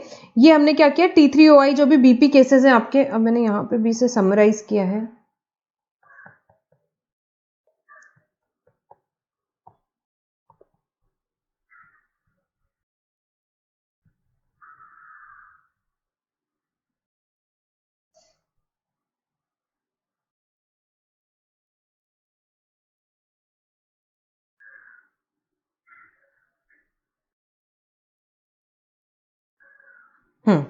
ये देखो T3OI BP केसेस मतलब यहाँ हो गया training and performance services, transportation of passenger, transportation of goods, organisation of events, insurance service, banking service and BP is postpaid mobile connection. ये सारे केसेस जो है वो बेटा क्या है, सेक्शन 12 के T3OI BP केसेस। इन सारे केसेस में अगर आप रजिस्टर्ड पर्सन को दे रहे हो, रजिस्टर्ड पर्सन को दे रहे हो तो क्या होगा, लोकेशन ऑफ सच पर्सन होगा, लोकेशन ऑफ सच पर्सन होगा। और अगर आप अनरजिस्टर्ड को दे रहे हो, अनरजिस्टर्ड को दे रहे हो, ट्रेनिंग सर्विस अगर मैं अनरजिस्टर्ड को दे रही हूँ तो जहां पे ट्रेनिंग हो रही है। देन ट्रांसपोर्टेशन ऑफ पैसेंजर अगर मैं अनरजिस्टर्ड को दे रही हूँ तो जहां पे पैसेंजर एम्बार्क हो रहा है। ट्रांसपोर्टेशन ऑफ गुड्स अगर मैं अनरजिस्टर्ड को दे रही हूँ तो जहां मैंने गुड्स हैंडओवर करे वो जगह। ऑर्गेनाइजेशन ऑफ इवेंट में जहां इवेंट ऑर्गेनाइजेशन हो रहा है। इंश्योरेंस सर्विस में तो रिसिपिएंट का ही लोकेशन है। देन बैंकिंग सर्विसेज हमने देखी, बैंकिंग सर्विस में लोकेशन ऑफ सप्लायर हो जाएगा अगर अदर केसेस में, और बिलिंग पोस्टपेड में भी लोकेशन ऑफ सप्लायर हो जाएगा। तो अगर ये रजिस्टर्ड पर्सन को देते हैं तो हमेशा location of registered person, but अगर अनरजिस्टर्ड को देते हैं तो केस टू केस चेंज होता जाएगा। ट्रेनिंग के केस में जहां ट्रेनिंग हो रही, ट्रांसपोर्टेशन ऑफ पैसेंजर के केस में जहां एम्बार्क हो रहा है, एंड सो ऑन। तो इन केस में आपको क्या याद रखना है, T3OI BP केसेस में इसमें बहुत क्लियर फंडा है। अगर रजिस्टर्ड को दे रही है तो प्लेस ऑफ सप्लाई बेटा क्या होगा, place of location of such registered recipient, place of location of such registered recipient आपका प्लेस ऑफ सप्लाई हो जाएगा। और अगर ये सर्विसेज अनरजिस्टर्ड को दे रही है तो केस टू केस में देखना पड़ेगा। ट्रेनिंग के केस में प्लेस ऑफ परफॉर्मेंस, ऑर्गेनाइजेशन के केस में जहां इवेंट एक्चुअली हो रहा है, ट्रांसपोर्टेशन ऑफ गुड्स के केस में जहां आपने हैंडओवर किया, पैसेंजर के केस में जहां वो एम्बार्क कर रहा है, इंश्योरेंस सर्विस के केस में जो भी रिसिपिएंट का लोकेशन है। तो T3OI BP केसेस में ऐसा होगा, ऐसा होगा, ठीक है। ये हो गया हमारा यहाँ पे सेक्शन 12 कंप्लीट। आपको याद क्या रखना है, T3OI BP cases. T3OI BP cases में रजिस्टर्ड को दोगे तो रजिस्टर्ड, अगर अनरजिस्टर्ड को दे रहे हो तो उस केस में बेटा क्या होगा, उस केस में केस टू केस डिफर करेगा। उसके अलावा कुछ सर्विसेज है जैसे कि immovable property based first, then phone buffering cases, then admission, onboard conveyance and advertisement services. ये 5 सर्विसेज और बचती है जिसके स्पेसिफिक इवेंट्स फिक्स किए हुए। इसके अलावा जो भी आपके बचते हैं उस केस में आपका क्या रहेगा, उसमें डिफॉल्ट रूल लगेगा। डिफॉल्ट रूल क्या है, B2B दे रहे हो तो रजिस्टर्ड कर लोकेशन, B2C दे रहे हो तो एड्रेस है तो उसका लोकेशन, एड्रेस नहीं है तो location of supplier, location of supplier. तो यहाँ पे आपकी मेमोरी टेक्निक होगी T3 OIBP केसेस ये। इसके अलावा आपका बचता है immovable property based, phone buffering cases, advertisement services, onboard services and admission services. इनके अलावा ये सर्विसेज बचती है जिसमें स्पेसिफिक रूल्स दिए हुए हैं। इसके अलावा बाकी सारी सर्विसेज में आपको क्या रूल लगाना है, आपको जनरल रूल लगाना है। ठीक है, ये बेटा हो गया हमारा सेक्शन 12 कंप्लीट एंड सेक्शन 13 अब यहाँ पे हम स्टार्ट करेंगे। अब सेक्शन 12 कब लगता था, जब location of supplier and place of supply, location of supplier plus place of supply, sorry location of supplier and location of recipient दोनों इंडिया में है। सप्लायर भी इंडिया का, रिसिपिएंट भी इंडिया का, तो आपके प्रोविजंस कौन से थे, सेक्शन 12 के लगते थे, सेक्शन 12 के लगते थे। अब अगर आपका सप्लायर या रिसिपिएंट दोनों में से एक अगर आउटसाइड इंडिया है, दोनों में से एक आउटसाइड इंडिया है, तो place of supply is determined as per section 13। 12 and 13 apply both in case of what services. 12 applies when supplier and recipient is in India. 13 applies when supplier and recipient, when supplier and recipient both बेटा दोनों में से एक कोई India में है, एक India के बाहर है, then the place of supply is determined by applying the provisions of what, section 13. Section 13 दोनों में से एक इंडिया में है और एक आउटसाइड इंडिया है, एक आउटसाइड इंडिया है। तो प्लेस ऑफ सप्लाई के प्रोविजंस आपके कहां से डिटरमाइन होते हैं, प्लेस ऑफ सप्लाई के बेटा प्रोविजंस आपके डिटरमाइन होते हैं सेक्शन 13 के हिसाब से।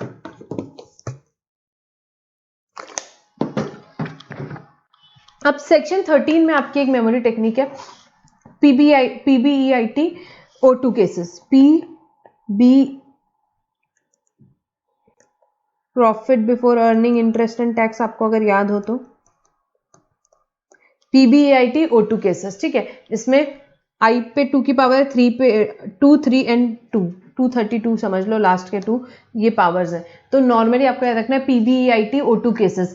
ये केसेस जो है these are the specific rules. इसके अलावा जो भी सर्विस है उस पर लगता है जनरल रूल, उस पर लगता है जनरल रूल। सेक्शन 12 थोड़ा कॉम्प्लिकेटेड है, 2-3 बार पढ़ो तो याद होता है। सेक्शन 13 एक बार पढ़ोगे याद हो जाएगा, बहुत ईजी है। ठीक है, तो यहाँ PBEIT O2 केसेस जो हैं, I repeat PBEIT O2 cases जो हैं, इनमें क्या है, प्लेस ऑफ सप्लाई, इनमें स्पेसिफिक रूल के लिए है। आपको रूल याद आ गए तो उसके आगे का पूरा याद आ जाएगा। एंड इसके अलावा जो भी केसेस है वो जनरल रूल में फॉलो होते हैं, वो जनरल रूल में फॉलो होते हैं। सबसे पहले स्टार्ट करेंगे PBEIT का। P से क्या है, services supplied in respect of goods which are required to be made physically available, जिसके लिए गुड्स को फिजिकली, परफॉर्मेंस बेस्ड सर्विस होती है, मतलब गुड्स फिजिकली चाहिए, गुड्स चाहिए तब उस पर सर्विस कर रहे हैं। मतलब हो सकता है आप इंडिया के बाहर से कोई गुड्स लेकर के आ रहे हो और उस पर कुछ सर्विस हो रही है, रिपेयर की सर्विस हो सकती है, तो उस केस में क्या होगा, so services supplied in respect of goods which are required to be made physically available, location where the goods are actually perform, location where the services are actually perform, जहां पे सर्विस एक्चुअली परफॉर्म हुई वो क्या हो जाएगा बेटा, वो हो जाएगा place of supply. Services supplied from तो यहाँ पे अगर मैंने कोई गुड्स इंडिया से बाहर से लेकर के आया और उसमें सर्विसेज कुछ परफॉर्म करी गुड्स के ऊपर, तो प्लेस ऑफ सप्लाई क्या हो जाएगी, जहां पे वो सर्विस एक्चुअली परफॉर्म हुई, मतलब इंडिया हो जाएगी। Then services supplied in respect of goods from a remote location by way of electronic means, पर अगर मैंने कोई सर्विस इलेक्ट्रॉनिक मीन्स से यहाँ से बैठे बैठे यहाँ पे सर्विसेज दी मैंने आपको, यहाँ पे मैं आपके साइट पे कुछ ऑनलाइन एनी डेस्क से सर्विस दे रही हूँ, तो उस केस में क्या होगा, location where the goods are situated at the time of supply of service, जहां पे एक्चुअली वो गुड्स हैं, ऑनलाइन सर्विस के केस में वो जहां गुड्स है वो उसकी प्लेस ऑफ सप्लाई होगी। Above provision are not applicable in case goods are temporarily imported into India after repairs and exported after repairs without being put to use in India। यहाँ पे देखो क्या बोला है, यहाँ क्योंकि गवर्नमेंट, क्योंकि भाई आपने हो सकता है पहले कोई गुड्स एक्सपोर्ट किए, फिर वो गुड्स में कुछ खराबी हो गई, तो आपको एक्सपोर्ट, वहां पे इंपोर्टर ने बोला कि भाई ठीक करके दो, आपने बोला इंडिया भिजवा दे, ठीक करवा के देता हूँ, उसने इंडिया गुड्स भिजाया, आपने ठीक ठाक किया, कुछ यूज नहीं किया, आपने वापस भेज दिया, तो उस केस में गवर्नमेंट चाहती नहीं कि प्लेस ऑफ सप्लाई इंडिया में फिक्स हो। क्यों नहीं चाहती गवर्नमेंट, गवर्नमेंट चाहती फिर प्लेस ऑफ सप्लाई, क्योंकि वो अल्टीमेटली एक्सपोर्ट है, एक्सपोर्ट को तो बेनिफिट्स देना ही चाहती है गवर्नमेंट, तो उस केस में ये रूल अप्लाई नहीं होगा। ये रूल अप्लाई नहीं होगा मतलब क्या, डिफॉल्ट रूल अप्लाई होगा।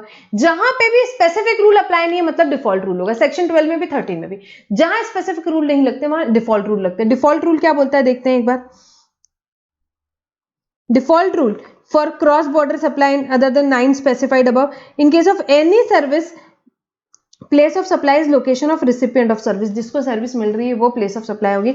Location of supplier of service if location of recipient is not available, but अगर लोकेशन ऑफ रिसिपिएंट नहीं है तो लोकेशन ऑफ सप्लायर होगी.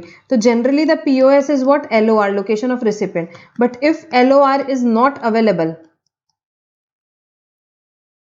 then POS is location of supplier. Then POS is location of supplier. अगर LOR नहीं available है then POS क्या हो जाता है, location of supply, location of supplier हो जाएगा. ठीक है, तो ये है डिफॉल्ट रूल. सेक्शन 13 का डिफॉल्ट रूल. डिफॉल्ट रूल हर एक जगह लगेगा एक्सेप्ट जो स्पेसिफिक सिचुएशन दी हुई है उसके अलावा. तो यहाँ पे अब देखो टाइम नहीं है इसलिए ज्यादा डिटेल में नहीं जा सकते. यहाँ पे लोकेशन ऑफ रिसिपिएंट फिक्स कर दी, एक इंडिया में एक बाहर है. तो फॉर एग्जांपल रिपेयर वाली सर्विस का हम एग्जांपल ले रहे थे. जर्मनी से कुछ चीज इंडिया आती है, ठीक है, आप उसमें सर्विसेज परफॉर्म करते हो और वो वापस से विदाउट यूज एक्सपोर्ट कर देते हो, तो उस केस में प्लेस ऑफ सप्लाई क्या होगी, रिसिपिएंट कहाँ है, जर्मनी, प्लेस ऑफ सप्लाई बाहर कर दी. बाकी एक्सपोर्ट की डेफिनेशन की कंडीशंस फुलफिल हो गई, तो उसमें एक्सपोर्ट ऑफ सर्विस में एक कंडीशन ये भी है, place of supply outside India. तो उस केस में ये जो सर्विस हो जाएगी बेटा, ये सर्विस को एक्सपोर्ट के बेनिफिट्स भी मिल सकते हैं if other conditions are satisfied. इसीलिए उसका प्लेस ऑफ सप्लाई बाहर फिक्स किया गया है. ठीक है, अब जिसने पहले पूरा पढ़ा होगा उसको समझ में आ रहा होगा, जिसको नहीं समझ में आ रहा होगा भाई इतना ही पढ़ लो अभी, क्योंकि अभी टाइम अपने पास बहुत हाई कंस्ट्रेंट है, इसलिए मैं चाहते हुए भी इससे डिटेल में इसमें नहीं जा सकते. सो सर्विसेज अगर आप सप्लाई कर रहे हो जिसके लिए गुड्स फिजिकली अवेलेबल चाहिए, तो location where the goods are, location where the services are actually perform place of supply होगी. अगर सर्विसेज रिमोट लोकेशन हो रही तो जहां गुड्स है, और अगर गुड्स आपने टेम्परेरी इंपोर्ट किया विदाउट यूज एक्सपोर्ट करने वाले हो तो ये प्रोविजन अप्लाई नहीं होंगे, देन डिफॉल्ट रूल अप्लाई होंगे. बट अगर आपने विदाउट यूज की जगह आपने गुड्स उसने इंपोर्ट, आपने गुड्स उसने भेजा बाहर से, आपने बोला चल ठीक है थोड़े दिन यूज कर लेते हैं फिर वापस भेजेंगे इसको, तो उस केस में यही प्रोविजंस लग जाएंगे जो ऊपर दिए हुए हैं. जो ऊपर दिए हुए वो प्रोविजंस लग जाएंगे. और लोकेशन ऑफ सप्लाई क्या हो जाएगी, प्लेस ऑफ सप्लाई क्या हो जाएगी, जहां पे सर्विस एक्चुअली परफॉर्म हुई है. फॉर एग्जांपल मुंबई में हुई है तो मुंबई.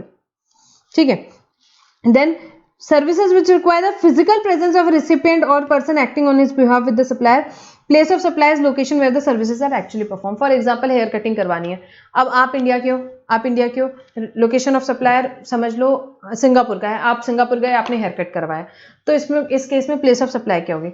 अब आप यहाँ पे रिसिपिएंट आप इंडिया के हो बट आप सिंगापुर गए हुए थे, आपने वहां हेयर कट करवाया, लोकेशन ऑफ सप्लायर कहाँ है, outside India Singapore. Place of supply क्या होगी, जहां पे सर्विसेज एक्चुअली परफॉर्म हुई, आपका हेयर कट कहाँ हुआ, सिंगापुर में. तो LOS भी बार, POS भी बार इंडिया में चार्ज करने की बात ही नहीं आती, इंडिया में चार्ज करने की बात ही नहीं आती है. तो जहां पे सर्विसेज एक्चुअली परफॉर्म हुई. Then service supplied directly in relation to immovable property including accommodation in hotel, boat, vessel, place where the immovable property is located और इंटेंडेड टू बी लोकेटेड. तो जहां इमूवेबल प्रॉपर्टी है या जहां immovable property रहने वाली है वो क्या हो जाएगा बेटा, प्लेस ऑफ सप्लाई हो जाएगा. अब सेक्शन 12 और 13 में थोड़ा सा फर्क क्या है वो हम देखेंगे यहाँ पे. 1 मिनट पहले आप समझो, एग्जाम्पल से ही देखते हैं ना, डायरेक्टली काम करते हैं. देखो सेक्शन 12 में हमने क्या देखा था, सेक्शन 12 और 13 का थोड़ा सा डिफरेंस समझो.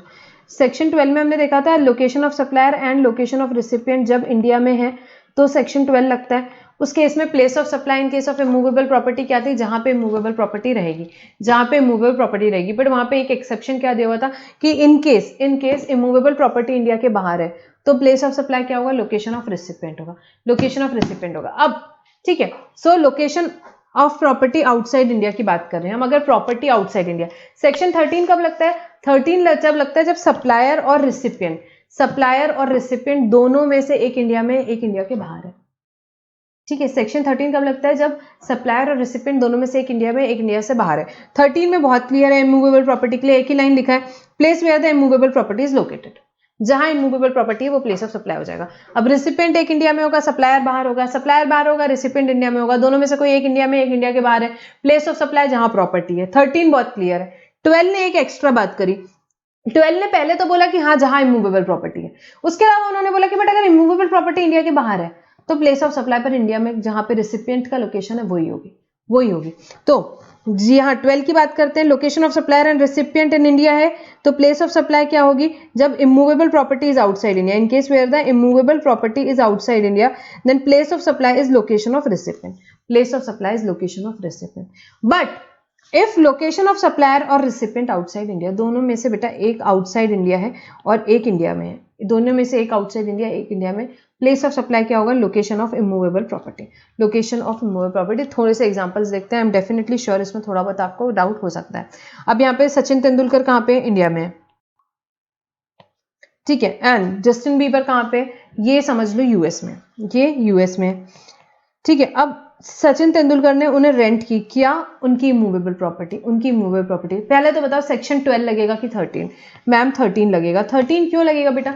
क्योंकि लोकेशन ऑफ सप्लायर और रेसिपिएंट दोनों में से एक इंडिया में एक इंडिया के बाहर है, तो प्रोविजंस लगेंगे सेक्शन 13 के। 13 बहुत क्लियर है। 13 ने क्या बोला? प्लेस ऑफ सप्लाई क्या होगा? Location of immovable property. Location of immovable property, तो प्लेस ऑफ सप्लाई क्या हो जाएगा? जहां पे भी प्रॉपर्टी होगी, जहां पे भी प्रॉपर्टी होगी। अब ये प्रॉपर्टी यूएस में होगी तो प्लेस ऑफ सप्लाई यूएस हो जाएगा। अब ये प्रॉपर्टी इंडिया में होगी तो प्लेस ऑफ सप्लाई इंडिया हो जाएगा। सचिन का बंगलो है, यूएस में होगा तो प्लेस ऑफ सप्लाई यूएस हो जाएगा, इंडिया में होगा तो प्लेस ऑफ सप्लाई इंडिया हो जाएगी, ठीक है। अब सचिन का हाउस यूएस में है, ठीक है। उन्होंने क्या किया? यहाँ पे धोनी को रेंट पे दिया, धोनी को रेंट पे दिया। सचिन इंडिया का, location of supplier India, location of recipient India, दोनों इंडिया में। प्रोविजन 13 के लगेंगे कि 12 के? पहले ये बताओ, 12 के लगेंगे मैम। 12 में क्या लिखा हुआ है? 12 में ये लिखा हुआ है कि मैम जनरली तो place of supply immovable property में प्लेस ऑफ इमूवेबल प्रॉपर्टी होती है, बट अगर इमूवेबल प्रॉपर्टी आउटसाइड इंडिया है तो place of supply location of recipient हो जाती है, लोकेशन ऑफ रिसिपिएंट हो जाती है। तो यहाँ पे प्लेस ऑफ सप्लाई क्या हो जाएगा? धोनी मुंबई, सचिन भी मुंबई, तो यहाँ पे लोकेशन ऑफ सप्लायर क्या हो जाएगा? सचिन का एड्रेस मुंबई, एलओएस क्या हो जाएगा? मुंबई, पीओएस क्या हो जाएगा? Location of recipient Mumbai. Tax क्या लगेगा बेटा? CGST plus SGST. देखो बंगलो कहाँ है? यूएस में, पर टैक्स कहाँ मिल रहा है? इंडियन गवर्नमेंट को, CGST plus SGST renting service पे। प्लेस ऑफ सप्लाई के प्रोविजन ही ऐसे फिक्स किए हुए हैं, ठीक है। तो यहाँ पे LOS Mumbai, POS Mumbai, that is location of recipient, और टैक्स कौन सा लगेगा बेटा? सीजीएसटी प्लस एसजीएसटी, ठीक है। तो आई थिंक ये आपको समझा होगा इमूवेबल प्रॉपर्टी का डिफरेंस। अभी इतना डिस्कस कर पाएंगे हम। इमूवेबल प्रॉपर्टी सेक्शन 13 का हमारा हो गया। Then admission to a event, admission to the event, जहां पे इवेंट हो रहा है वो प्लेस ऑफ सप्लाई हो जाएगा। हाँ, अगर ये सारी सर्विसेज जो ऊपर दी है वो एक से ज्यादा लोकेशन में होगा तो यहाँ पे क्या होगा? when the above services is supplied at more than one location including a location in taxable territory, मतलब फॉर एग्जांपल ये सर्विस मैं आपको दे रही हूँ, फॉर एग्जांपल इवेंट की सर्विस दुबई में, यूएस में, सिंगापुर में एंड इंडिया में, तो प्लेस ऑफ सप्लाई क्या हो जाएगा? Location territory in the taxable territory, taxable territory place of supply हो जाएगा। पूरे के लिए place of supply taxable territory हो जाएगा। प्लेस ऑफ सप्लाई गवर्नमेंट जब जब इंडिया में फिक्स करती है, टैक्स लेने के पूरे चांसेस बन जाते हैं। मोर देन वन स्टेट है तो हर स्टेट के प्रोपोर्शन में हो जाएगा। देन बैंकिंग सर्विस के केस में सप्लाई सर्विसेज, सब देखो कौन कौन सी सर्विसेज देखी अभी तक के। First, goods made physically available. Second हमने यहाँ पे देखा goods made physically available. Then उसके बाद हमने देखा immovable property based services. Then हमने देखा admission to a event, admission to the event के केस में जहां पे इवेंट एक्चुअली हो रहा है। देन हमने यहाँ पे देखा बैंकिंग सर्विसेज, हम देख रहे हैं services supplied by banking company और फाइनेंशियल इंस्टीट्यूट और NBFC to account holders, location of supplier of service, जो भी सप्लायर ऑफ सर्विस का लोकेशन है वो प्लेस ऑफ सप्लाई हो जाएगा, वो प्लेस ऑफ सप्लाई हो जाएगा, ठीक है। प्लस इंटरमीडिएटरी सर्विस के लिए भी और ट्रांसपोर्टेशन के केस में भी, ये सारे केसेस में क्या हो जाएगा? Location of supplier of service आपका प्लेस ऑफ सप्लाई हो जाएगा, जहां पे भी सप्लायर ऑफ सर्विस का लोकेशन है, किसमें? इंटरमीडिएटरी सर्विस में भी एंड दिस बैंकिंग कंपनी में भी एंड ट्रांसपोर्टेशन वाली में भी। बहुत इंपॉर्टेंट है इंटरमीडिएटरी का सर्विस, एग्जाम में इतनी ज्यादा बार पूछा जाता है। इंटरमीडिएटरी इज फेवरेट, इंस्टीट्यूट का एकदम फेवरेट है। तो जो सप्लायर ऑफ सर्विस का लोकेशन है वो प्लेस ऑफ सप्लाई हो जाएगा। अब इंटरमीडिएटरी सर्विस का मैं एक एग्जांपल लेती हूँ यहाँ पे छोटा सा। फॉर एग्जांपल सेलर इंडिया में है, seller is in India, buyer is in Australia, ठीक है। बायर ऑस्ट्रेलिया में है, सेलर इंडिया में है। इन दोनों को बीच में एक इंटरमीडिएटरी है जो कि सूरत में है।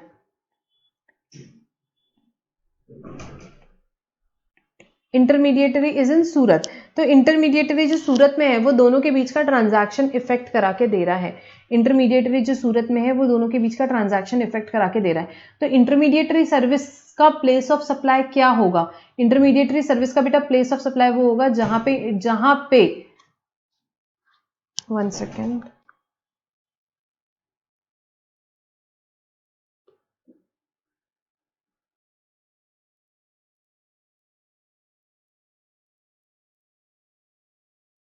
ये देखो सेलर हमारा इंडिया में है, सेलर हमारा इंडिया में, बायर हमारा ऑस्ट्रेलिया में है, ठीक है। इंटरमीडिएटरी हमारा सूरत में, इंटरमीडिएटरी सर्विस जो करा के दे रहा है, मतलब बायर और सेलर के बीच में जो ट्रांजैक्शन करा के दे रहा है, वो बंदा कहाँ है, सूरत में। सर्विस कौन सी है, इंटरमीडिएटरी सर्विस। उसका प्लेस ऑफ सप्लाई बेटा क्या रहेगा, location of such supplier of service, location of such supplier of service. तो यहाँ पे location of supplier of service क्या है, इंटरमीडिएटरी सर्विस दे रहा है, तो यहाँ पे पीओएस क्या हो जाएगा, जो location of supplier of service है, दैट इज व्हाट, सूरत।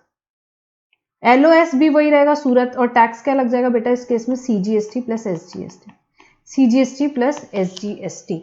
अब इस केस में उल्टा होता, अगर इंटरमीडिएटरी सूरत का होता, इंटरमीडिएटरी ऑस्ट्रेलिया का होता, तो उस केस में प्लेस ऑफ सप्लाई और लोकेशन ऑफ सप्लायर दोनों क्या हो जाती है, ऑस्ट्रेलिया हो जाता, वो ट्रांजैक्शन इंडिया में ट्रांजैक्शन चार्ज नहीं होता था। तो intermediary service very very important from exam point of view. Intermediary service में क्या होगा, location of supplier of service, location of supplier of service जो रहेगा वो आपका प्लेस ऑफ सप्लाई हो जाएगा, ठीक है। Then service consisting of hiring of means of transportation including याचेस, ठीक है, इसके भी हो गया। Then transportation of goods other than by way of mail और कुरियर, आप गुड्स का ट्रांसपोर्टेशन कर रहे हो अदर वे बाय मेल और कुरियर, मतलब मेल और कुरियर में क्या होगा, डिफॉल्ट रूल अप्लाई होगा। Place of destination of service, destination of such goods, destination मतलब कि अगर आपने यहां से मैंने पार्सल न्यूयॉर्क भेजा तो प्लेस ऑफ सप्लाई क्या होगी, न्यूयॉर्क। जो डेस्टिनेशन है वो हो जाएगा place of supply, location of supplier India, ठीक है। Then passenger transport, passenger where place where the passenger embarks on a conveyance for a continuous journey, जहां एम्बार्क हो रहा है, तो this is also same as what, जो section 12 में है। Onboard conveyance first schedule point of departure. OIDR service very interesting, location of recipient of service. OIDR service के case में क्या होगा, location of recipient of service, section 14 very important. OIDR का जो मैंने चार्ट दे दिया है बिल्कुल पढ़ के जाना, इंस्टीट्यूट का इंटरमीडिएटरी सर्विस और OIDR सर्विस आज नहीं बहुत ज्यादा फेवरेट है, इस पे क्वेश्चन आने के काफी चांसेस रहते हैं, ठीक है। तो अभी देखो हमने यहाँ पे क्या पढ़ा, PBEIT O2 केसेस। अब ये कैसे प्लॉट होते हैं ये देखते हैं।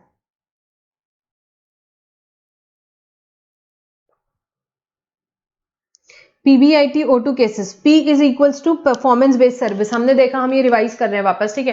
परफॉर्मेंस बेस्ड सर्विस के केस में हमने देखा प्लेस ऑफ सप्लाई बेटा क्या रहेगा, मतलब PBIT O2 केसेस मतलब कि क्या हो गया, यहाँ पे इसका मतलब ये हुआ बेटा कि इन सर्विसेज के लिए स्पेसिफिक रूल है, इसके अलावा जो भी सर्विस है उसमें डिफॉल्ट रूल लगता है। और डिफॉल्ट रूल क्या बोलता है, place of supply is location of recipient, location of recipient not available, then location of supplier, इसमें डिफॉल्ट रूल लगता है। परफॉर्मेंस बेस्ड सर्विस में सिंपल था, क्या था बताओ, परफॉर्मेंस बेस्ड सर्विस में मैम सीधा साधा था कि जहां पे सर्विसेज एक्चुअली परफॉर्म हो रही है।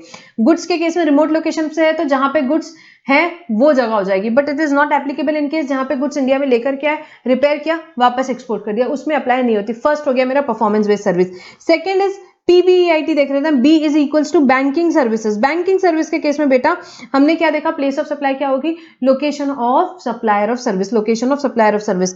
Then E, whether it is admission और organisation, whether it is admission और ऑर्गेनाइजेशन, ठीक है। यहाँ पे एडमिशन ऑर्गेनाइजेशन दोनों कवर होता है। सेक्शन 12 में देखा था आपने, याद है आपको क्या था वहां की मेमोरी टेक्निक हमारी, वहां पे हमने जो भी देखा था T3OI BP केसेस, वो सिर्फ ऑर्गेनाइजेशन ऑफ इवेंट कवर होता था, वहां एडमिशन नहीं होता था। यहाँ एडमिशन और ऑर्गेनाइजेशन दोनों केस में जहां पे इवेंट या ऑर्गेनाइजेशन हो रहा है वही आपका प्लेस ऑफ सप्लाई होगा।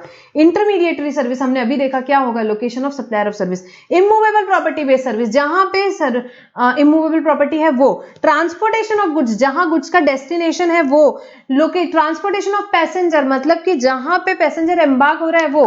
ऑनबोर्ड सप्लाई ऑफ सर्विस, मतलब कि हमने देखा ऑनबोर्ड सर्विस के केस में जहां पे first schedule point of departure है।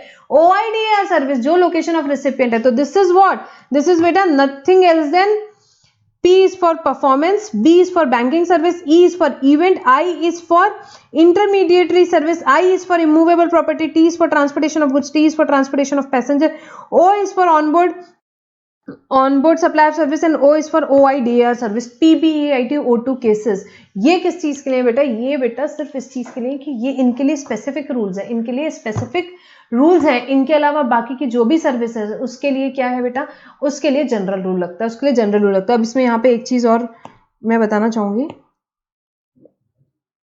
ये ट्रांसपोर्टेशन ऑफ याचेस जो है वो भी यहाँ पे T3 है, ये this is not T2। Transportation of याचेस भी यहाँ पे आप लिख लो भले, ठीक है। तो T3 यहाँ पे PBEIT O2 केसेस में क्या होगा, उसके लिए स्पेसिफिक रूल है, इसके अलावा सब में जनरल रूल लगेगा, इसमें जनरल रूल लगेगा, ठीक है। तो फ्रेंड्स यहाँ पे हमारा कंप्लीट क्या होता है, हमारा सेक्शन नंबर 12 और 13 कंप्लीट होता है। एक बार फटाफट सेक्शन 12 और 13 वापस से रिवाइज करेंगे। सेक्शन 12 में क्या था, T3OI BP केसेस में क्या है, स्पेसिफिक रूल लगेंगे। स्पेसिफिक कौन से रूल लगेंगे कि भाई अगर रजिस्टर्ड को दिया तो रजिस्टर्ड का प्लेस, अगर रजिस्टर्ड को नहीं दिया तो वन बाय वन देखने। 13 में PBIT O2 केसेस है, उसमें क्या है भाई, PBIT O2 केसेस में उनके लिए स्पेसिफिक रूल है, बाकी सबके लिए जनरल रूल लगेगा, बाकी सबके लिए जनरल रूल लगेगा। तो यहाँ पे एक बार सेक्शन 12 देखेंगे। देखो सेक्शन 12 में अदर देन यहाँ पे सबसे पहले हमने देखा था immovable property based. Immovable property जहाँ पे प्रॉपर्टी है अगर एक से ज्यादा स्टेट में है तो प्रोपोर्शनेट हो जाएगा। इमूवेबल प्रॉपर्टी अगर इंडिया के बाहर है तो लोकेशन ऑफ रिसिपिएंट हो जाएगा। देन फोन बफरिंग केसेस थे PHBFR, उसमें क्या बात हुई थी, जहाँ पे सर्विसेज एक्चुअली परफॉर्म होगी। PHBFR मतलब क्या होता है, personal grooming, health service, beauty treatment, fitness, restaurant and catering service. Then T3 हमने पढ़ा ट्रेनिंग सर्विस। ट्रेनिंग सर्विस के केस में T3OI BP केसेस में हिट करता है, यस बिल्कुल करता है। तो रजिस्टर्ड पर्सन का लोकेशन, अगर रजिस्टर्ड पर्सन नहीं है तो जहाँ पे सर्विसेज एक्चुअली परफॉर्म हो रही है। देन एडमिशन, एडमिशन क्या T3OI BP में आता, नहीं आता, तो फिर जहां पे एडमिशन हो रहा है, जहां पे इवेंट हो रहा है वही होगा। देन ऑर्गेनाइजेशन ऑफ इवेंट, क्या T3OI BP में आ रहा है, यस बिल्कुल आता है। तो उस केस में अगर B2B को जाता है तो रजिस्टर्ड, B2B को नहीं जाता है तो जहां पे इवेंट हो रहा है वो लोकेशन हो जाएगा। देन ट्रांसपोर्टेशन ऑफ गुड्स, क्या T3OI BP केसेस में आता है, हाँ बिल्कुल आता है। B2B को जाएगा तो रजिस्टर्ड, अगर B2C को जा रहा है तो जहां पे गुड्स हैंडओवर हो रहा है। अब ट्रांसपोर्टेशन ऑफ गुड्स का एक और डिफरेंस बिटवीन सेक्शन 12 एंड 13। 12 में कहां है, जहां हैंडओवर कर रहे हैं, मतलब मैंने मुंबई टू पुणे एक पार्सल लगाया तो प्लेस ऑफ सप्लाई क्या होगा, जहां मुंबई का प्लेस है वो हो जाएगा। और 13 में क्या है, जो डेस्टिनेशन ऑफ गुड्स है, मतलब मैंने मुंबई टू न्यूयॉर्क कोई पार्सल लगाया तो प्लेस ऑफ सप्लाई क्या हो जाएगा 13 के केस में, डेस्टिनेशन। 13 कब अप्लाई होता है, जब दोनों में से एक जन सप्लायर और रेसिपिएंट में से एक इंडिया में एक इंडिया के बाहर है, तब 13 अप्लाई होता है। देन पैसेंजर ट्रांसपोर्ट सर्विस के केस में बेटा क्या है, पैसेंजर ट्रांसपोर्ट सर्विस क्या T3OI BP केसेस में आता है, हाँ जी बिल्कुल आता है, T3 में आता है पैसेंजर ट्रांसपोर्ट सर्विस। तो उस केस में अगर B2B है तो रजिस्टर्ड पर्सन का लोकेशन, अगर B2B नहीं है तो क्या रहेगा, जहां पे पैसेंजर चढ़ रहा है वो जगह हो जाएगा। Then services on board conveyance वाली रहेगी, तो जहां पे first schedule point of departure है, this is same in both the cases. Then banking services क्या T3OI BP केसेस में आता है, हाँ जी बिल्कुल आता है। तो उस केस में जो सर्विस जो रिकॉर्ड्स में होगा location of recipient, otherwise location of supplier. Insurance service T3OI BP cases में आता है, हाँ जी आता है। तो उसमें भी सिमिलर ट्रीटमेंट होगा इंश्योरेंस के केस में, बट हमेशा क्या होगा, रिसिपिएंट का ही लोकेशन होगा। एडवर्टाइजमेंट सर्विस अगर आप गवर्नमेंट को दे रहे हो कॉन्ट्रैक्ट के हिसाब से, तो कॉन्ट्रैक्ट के हिसाब से उसका पोर्शन हो जाएगा, नहीं तो CGST IGST का रूल नंबर 3 लग जाएगा। टेलीकम्युनिकेशन सर्विस अगर इंस्टॉलेशन कर रहे हो तो location of installation. Postpaid bill का है तो जो भी उसका एड्रेस है, बट अगर एड्रेस नहीं है तो फिर सप्लायर का एड्रेस है। तो प्रीपेड का है तो रीसेलर का, अगर के थ्रू सेल कर रहे हो तो रीसेलर का एड्रेस, रीसेलर से सेल नहीं कर रहे हो तो जहां पे पैसा मिल रहा है। ऑनलाइन कर रहे हो तो उस केस में बेटा क्या होगा, लोकेशन ऑफ रिसिपिएंट हो जाएगा। Residuary all other cases location of recipient. तो ये क्या हो गया बेटा, सेक्शन 12 के स्पेसिफिक जो थे वो पॉइंट्स हो गए। इसके अलावा बाकी सारी सर्विस, CA की सर्विस, CS की सर्विस, किसी की भी सर्विस हो, कौन सा रूल लगेगा बेटा, रूल लगेगा यहाँ पे general rule which is called is default rule. मतलब B2B के केस में क्या रहेगा, location of such registered person. B2C के केस में एड्रेस है तो ठीक है उसी का, और नहीं तो फिर location of supplier of service. Address है तो location of recipient, otherwise supplier. This is the revision of section 12। I would like to add one more thing, जो इमूवेबल प्रॉपर्टी बेस्ड सर्विस है, मतलब इमूवेबल प्रॉपर्टी से related कोई भी service हो सकती है। आर्किटेक्ट दे सकता है, इंजीनियर दे सकता है, कंसल्टेंट दे सकता है, रियल एस्टेट एजेंट्स दे सकते हैं, कंस्ट्रक्शन सर्विस हो सकती है, इरेक्शन सर्विस हो सकती है, कोई भी सर्विस हो, वर्क कॉन्ट्रैक्ट सर्विस होती है, कोई भी सर्विस हो, location of immovable property he place of supply होगा। ठीक है, ये हो गया सेक्शन 12। सेक्शन 13 में क्या पड़ा, PBEIT O2 केसेस के केस में क्या रहेगा, उस केस में स्पेसिफिक रूल लगेगा, नहीं तो जनरल रूल लगेगा। जनरल रूल क्या बोलता है, location of recipient is the place of supply, otherwise location of supplier. So this was the brief revision of section 10, 11, 12 and 13। यहां दो चीजें हमारे डिस्कशन के लिए, एक तो बेटा ट्रांसपोर्टेशन ऑफ गुड्स, सेक्शन 12 जो हमने पढ़ा, transportation of goods including mail और कुरियर। प्लेस ऑफ सप्लाईज में क्या होती है, अगर मैं रजिस्टर्ड पर्सन को दे रही हूं, अगर मैं रजिस्टर्ड पर्सन को देती हूँ तो प्लेस ऑफ सप्लाई यहाँ पे क्या होती है, रजिस्टर्ड पर्सन की प्लेस। और अगर मैंने अनरजिस्टर्ड को दिया है तो उस केस में क्या होती है, उस केस में होती है कि location at which such goods are handed over for transportation, मैंने जहां भी उसको हैंड ओवर किया, ये हमने पढ़ा था। अब इसमें एक चीज और है कि अगर मैं गुड्स इंडिया के बाहर भेज रही हूँ, जैसे कि फॉर एग्जाम्पल मैं यहां से गुड्स भेज रही हूँ दुबई, मैं यहाँ से गुड्स भेज रही हूँ दुबई, सो गुड्स को मैं ट्रांसपोर्ट कर रही हूँ आउट ऑफ इंडिया, उस केस में बेटा प्लेस ऑफ सप्लाई क्या होगा, place of destination of goods, place of destination of goods रहेगा। ठीक है, ये एक हमारा पॉइंट यहाँ पे हमने डिस्कस नहीं किया था, ये न्यूली इंसर्टेड है, एक बार अमेंडमेंट के नोट्स में भी हम इसको एक बार डिस्कस करेंगे। So where the transportation of goods is to a place outside India, place of supply shall be destination of such goods, it is a newly inserted provision, it is a newly inserted provision. Therefore in case where location of supplier and recipient दोनों India में, तभी section 12 लगेगा, तभी section 12 लगेगा। And goods are transported to a place outside India, the place of transportation service shall be place of destination, that is outside India का यहाँ पे उसका प्लेस ऑफ सप्लाई हो जाएगा, प्लेस ऑफ सप्लाई हो जाएगा। एंड एक चीज और मैं यहाँ पे डिस्कस करना चाहूंगी, सेक्शन 13 में जहां हमने देखे थे कि ये प्रोविजन सेक्शन 13(3) के जो थे फिजिकली अवेलेबल वाले, जहां पे परफॉर्मेंस बेस्ड वाले, वो कब एप्लीकेबल नहीं होते, जब मैंने गुड्स इंपोर्ट किए temporary for the purpose of repairs, for the purpose of repairs, या रिपेयर्स भी हो सकता है और any other treatment of process भी हो सकता है। Repairs any other treatment process के लिए अगर आपने गुड्स लेकर के आए हो तो और आपने उसको एक्सपोर्ट कर दिए हो without being put to use, तो फिर यहाँ पे ये प्रोविजंस नहीं लगते। ये प्रोविजंस नहीं लगते हैं मतलब क्या होता है बेटा, डिफॉल्ट रूल लगता है, डिफॉल्ट रूल लगता है। ठीक है, तो ये हमने डिस्कस कर लिया। चलिए अब आगे का डिस्कशन कंटिन्यू करेंगे। सो कुछ आईजीएसटी रूल्स है, हम पढ़ेंगे बेटा एग्जाम के हिसाब से, नॉट सो इंपॉर्टेंट, बहुत क्विकली पढ़ेंगे हम यहाँ पे आईजीएसटी रूल्स। रूल 3 से 9 तक के, रूल 4 to 9 जो है न्यूली इंसर्टेड रूल्स है, इसीलिए मे बी बट बहुत कम चांसेस लगते हैं मुझे, क्योंकि नॉट सो इंपॉर्टेंट, इतना ज्यादा उसमें कुछ एप्लीकेशन या नॉलेज बेस नहीं है, मेमोरी याद करने की बात है, मेमोरी आपकी टेस्ट करने की बात है वो बस। सो रूल 3 कब लगता है, सबसे पहले एडवर्टाइजमेंट सर्विस आप जब central government, state government, local authority को देते हो और एक से ज्यादा स्टेट में दे रहे हो और कॉन्ट्रैक्ट नहीं है तो रूल्स लगता है। कॉन्ट्रैक्ट है तो जैसा कॉन्ट्रैक्ट के हिसाब से लिखा है वैसे प्लेस ऑफ सप्लाई डिटरमाइन हो जाएगी। कॉन्ट्रैक्ट नहीं है तो फिर देखना पड़ेगा कौन से मोड से एडवर्टाइजमेंट दिया। फॉर एग्जांपल यहाँ पे न्यूज़पेपर पब्लिकेशन से दिया है तो उस केस में the amount payable for publishing and advertisement in all the edition of newspaper और publication which are publish in a state और यूनियन टेरिटरी, उस स्टेट में जितने भी अलग अलग एडिशन होते हैं न्यूज़पेपर के, उसके लिए जो आपने अमाउंट पे किया है उसके बेसिस पे यहाँ पे आपका वैल्यू अपोर्शन होगा और प्लेस ऑफ सप्लाई डिटरमाइन किया जाएगा। Printed material like pamphlets, diaries, इस केस में the amount payable for distribution of specific number of such material, जो भी आपने अमाउंट पे किया होगा डिस्ट्रीब्यूशन जो स्पेसिफिक नंबर ऑफ मटेरियल के बेसिस पे होगा। होर्डिंग्स, यहाँ पे होर्डिंग्स लगवाई आपने यहाँ पे, अदर देन ट्रेन के अलावा दूसरी जगह पे कहीं पे भी होर्डिंग्स लगी हुई है, उस केस में the amount payable for hoarding located in each state, यहाँ पे जितना भी पैसा आपने पे किया उसके बेसिस पे हो जाएगा। Hoarding ads placed on train में होर्डिंग के एड्स लगे हुए रहते हैं, बहुत सारे एड्स आपने देखे होंगे, Beti Bachao and all that, यहाँ पे ट्रेन में लगे होते हैं, तो उस केस में क्या होगा, place of supply. The breakup calculated on the basis of, ये गवर्नमेंट जनरली गवर्नमेंट कॉन्ट्रैक्ट्स होते हैं वो ऐसे पूरे इंडिया के होते हैं, एक रीजन के होते हैं, ऐसे होते हैं, इसीलिए यहाँ पे ये दिक्कत आएगी।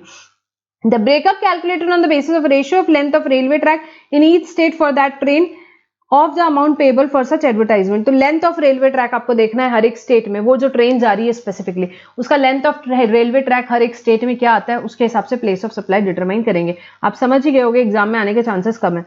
फिर ये अपने ऑन द यूटिलिटी बिल, जो गैस कंपनीज के आपके यहाँ पे बिल्स आते होंगे, बिल के पीछे लिखा रहता है, एड्स होते हैं बहुत सारे, तो उस केस में the amount payable for advertisement on bill pertaining to consumer having billing address in such state, तो यहाँ जितने कंज्यूमर्स हैं आपके बिलिंग एड्रेस जितने हैं उसके हिसाब से अपोर्शन होगा।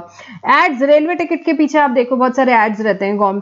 The breakup calculated on the basis of ratio of number of railway station, हर एक स्टेट में कितने रेलवे स्टेशन है उसके बेसिस पे होगा। अपन ने क्लास में जब पढ़े थे इन सबके अपन ने एग्जाम्पल्स भी लिए थे, बट बेटा अभी के हिसाब से रिविजन के हिसाब से इतना ही पढ़ेंगे अपन। Radio station, the amount payable to such radio station, यहाँ पे आ जाएगा place of supply. Then television channel का अपन ने देखा था, क्या किसके बेसिस पे होगा apportionment, on the basis of viewership of such channel in such state, viewership, number of viewership के हिसाब से यहाँ पे प्लेस ऑफ सप्लाई डिटरमाइन की जाएगी। The channel viewership figure has to be taken from the figures publish in this regard by the broadcast audience research council. किसके figure पर viewership जो है वो कहां से निकालोगे, ब्रॉडकास्ट ऑडियंस रिसर्च काउंसिल जो है यहाँ पे BARC के जो फिगर्स रहेंगे उसके हिसाब से लोगे कि last week of a given quarter, जिस क्वार्टर है उसके आखिरी हफ्ते के, उसके आखिरी हफ्ते के यहाँ पे आपको लेना पड़ेगा data. Such viewership figures relate to a region comprising of more than one state, एक स्टेट से ज्यादा स्टेट का आपके पास सिंगल स्टेट वाइज डेटा नहीं है, एक रीजन का डेटा है जहां पे 2 या 2 से ज्यादा स्टेट्स हैं। उस केस में व्यूअरशिप फिगर जो है आपके कैसे निकालोगे, उस स्टेट की जो पॉपुलेशन है लेटेस्ट सेंसस की, उसके हिसाब से आपको पॉपुलेशन से अप्लाई करके यहाँ पे हर एक स्टेट का निकालना पड़ेगा, ठीक है। और उसके बेसिस पे यहाँ पे आपका the ratio of viewership figure for each state when applied to amount payable, जो भी अमाउंट पेबल रहेगा उस पर अप्लाई करोगे आप व्यूअरशिप फिगर को, तो रिप्रेजेंट करेगा पोर्शन ऑफ वैल्यू, यहाँ पे आपका प्लेस ऑफ सप्लाई और वैल्यू उसके हिसाब से निकल जाएगा, ठीक है। देन सिनेमा हॉल्स पे अगर वहां पे एड्स हैं तो उस केस में the amount payable to cinema hall और स्क्रीन, यहाँ पे जो जो हर एक स्टेट में है, आपने 4 स्टेट्स में अगर ऐड दिया है तो चारों के वहां पे आप कितना अमाउंट पे कर रहे हो उसके बेसिस पे यहाँ पे आपका place of supply value determine होगा। इंटरनेट पे दे रहे हो तो बेटा इंटरनेट पे भी सबसे पहले तो it will be deem to be provided all over India. Internet पे जब भी दे रहे हो तो ऐसा नहीं मानेंगे कि 4 स्टेट या 5 स्टेट में दिया है, पूरे इंडिया में आपने एडवर्टाइजमेंट दिया है, सबसे पहले ये अज्यूम कर लिया जाएगा, ठीक है। कोई भी वेबसाइट्स वगैरह पे दिया है तो अब उसके बेसिस पे अब आप अपॉर्शनमेंट कैसे होगा, तो सबसे इंपॉर्टेंट इंटरनेट सब्सक्राइबर्स, उस स्टेट के इंटरनेट सब्सक्राइबर्स कितने उसके बेसिस पे आएगा। अब इंटरनेट सब्सक्राइबर्स में हम कहां से लेके आए, तो बेटा TRAI का डेटा, TRAI का डेटा कब का, last quarter of a given financial year, पिछले साल के लास्ट क्वार्टर का डेटा लेना है, पिछले साल का लास्ट क्वार्टर का डेटा लेना है। अब यहाँ पे भी सेम है, अगर आपके पास स्टेट वाइज डेटा नहीं है, स्टेट वाइज डेटा नहीं है, आपके पास 2 या 2 से ज्यादा स्टेट का डेटा है, तो उस केस में क्या करना मैम, तो बेटा उस केस में 2 या 2 से ज्यादा स्टेट का डेटा अगर आपके पास है तो उस केस में उस स्टेट की पॉपुलेशन के बेसिस पे आपको यहाँ पे इंटरनेट सब्सक्राइबर्स निकालना पड़ेगा, और जो अमाउंट है उस पर आप अप्लाई करोगे तो स्टेट वाइज आपके पास प्लेस ऑफ सप्लाई और वैल्यू कैसे आपको करनी है। प्लेस ऑफ सप्लाई तो जो जो स्टेट्स इन्वॉल्व है वो सारे क्या आ जाएगी, और वैल्यू कैसे आ जाएगी, उस अमाउंट पे आप यहाँ पे इंटरनेट सब्सक्राइबर्स को अप्लाई कर दो तो आपके पास वैल्यू आ जाएगी। इसके अपन ने प्रॉब्लम्स किए थे, ठीक है। अब नाउ शॉर्ट मैसेज अगर के थ्रू आपने एडवर्टाइजमेंट किया तो टेलीकम्युनिकेशन के यहाँ पे on the basis of subscribers, हर एक स्टेट के जो सब्सक्राइबर्स हैं वो देखना पड़ेगा। वो सब्सक्राइबर का डेटा कहाँ से मिलेगा, टेलीकॉम सर्कल से आपको मिल जाएगा data. The figure publish for a given quarter, एक क्वार्टर के लिए जो पिछले क्वार्टर के लिए जो भी यहाँ पे डेटा पब्लिश हुआ होगा वो नेक्स्ट क्वार्टर के लिए काम आ जाएगा। When such figures relate to telecom circle comprising of more than 1 state union territory, तो रेशियो ऑफ पॉपुलेशन के हिसाब से आपको अप्लाई कर लेना है, वो रेशियो ऑफ पॉपुलेशन के हिसाब से आपका काम हो जाएगा यहाँ पे, ठीक है। तो the ratio of subscriber figure for each state union territory when applied to amount payable shall represent the portion, जो भी है वैल्यू यहाँ पे आपको अप्लाई करना है। तो आपको मेन चीजें यहाँ पे क्या है, किसके बेसिस पे करना है, टेलीकम्युनिकेशन सब्सक्राइबर्स के बेसिस पे। तो बेटा ये जो रूल था, रूल नंबर 3 मैंने बहुत फास्ट लिया, ये आपको याद ही रखना है, इसमें समझने का कुछ भी नहीं है।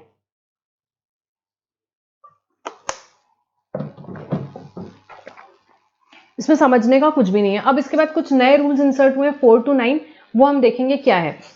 तो रूल 4 कब अप्लाई होता है, अभी हमने पढ़ा था immovable property. Immovable property section 12 में आओ। सेक्शन 12 क्या बोलता है, जब लोकेशन ऑफ सप्लायर और रिसिपिएंट दोनों इंडिया में है उस केस में प्लेस ऑफ सप्लाई कैसे डिटरमाइन करना। तो एक इमूवेबल प्रॉपर्टी का रिलेटेड पॉइंट आया था। इमूवेबल प्रॉपर्टी के केस में आपको कैसे करना है, तो उस केस में आपको प्लेस ऑफ सप्लाई कैसे निकालना है। तो उस केस में अगर बेटा इमूवेबल प्रॉपर्टी एक से ज्यादा स्टेट में कॉन्ट्रैक्ट एग्रीमेंट है तो कॉन्ट्रैक्ट के हिसाब से कर लो, पर कॉन्ट्रैक्ट एग्रीमेंट नहीं है तो प्लेस ऑफ सप्लाई कैसे डिटरमाइन करना।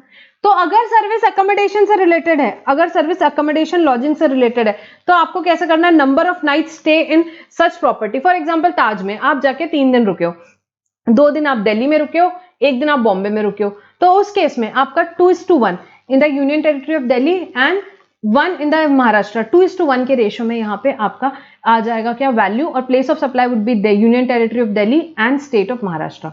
देन अगर कोई और है यहाँ पे सर्विस इमूवेबल प्रॉपर्टी में अकोमोडेशन के अलावा की है सर्विस, जैसे कि रिसेप्शन, यहाँ पे ऑर्गेनाइजिंग एनी मैरिज और रिसेप्शन से रिलेटेड है, या एक प्रॉपर्टी है जो शायद 2 स्टेट्स के पे बीच में रखी हुई है, मध्य प्रदेश और महाराष्ट्र के बॉर्डर पे एक यहाँ पे होटल सिचुएटेड है, तो दोनों स्टेट्स में अगर सिचुएटेड है तो प्लेस ऑफ सप्लाई आप कैसे डिटरमाइन करोगे।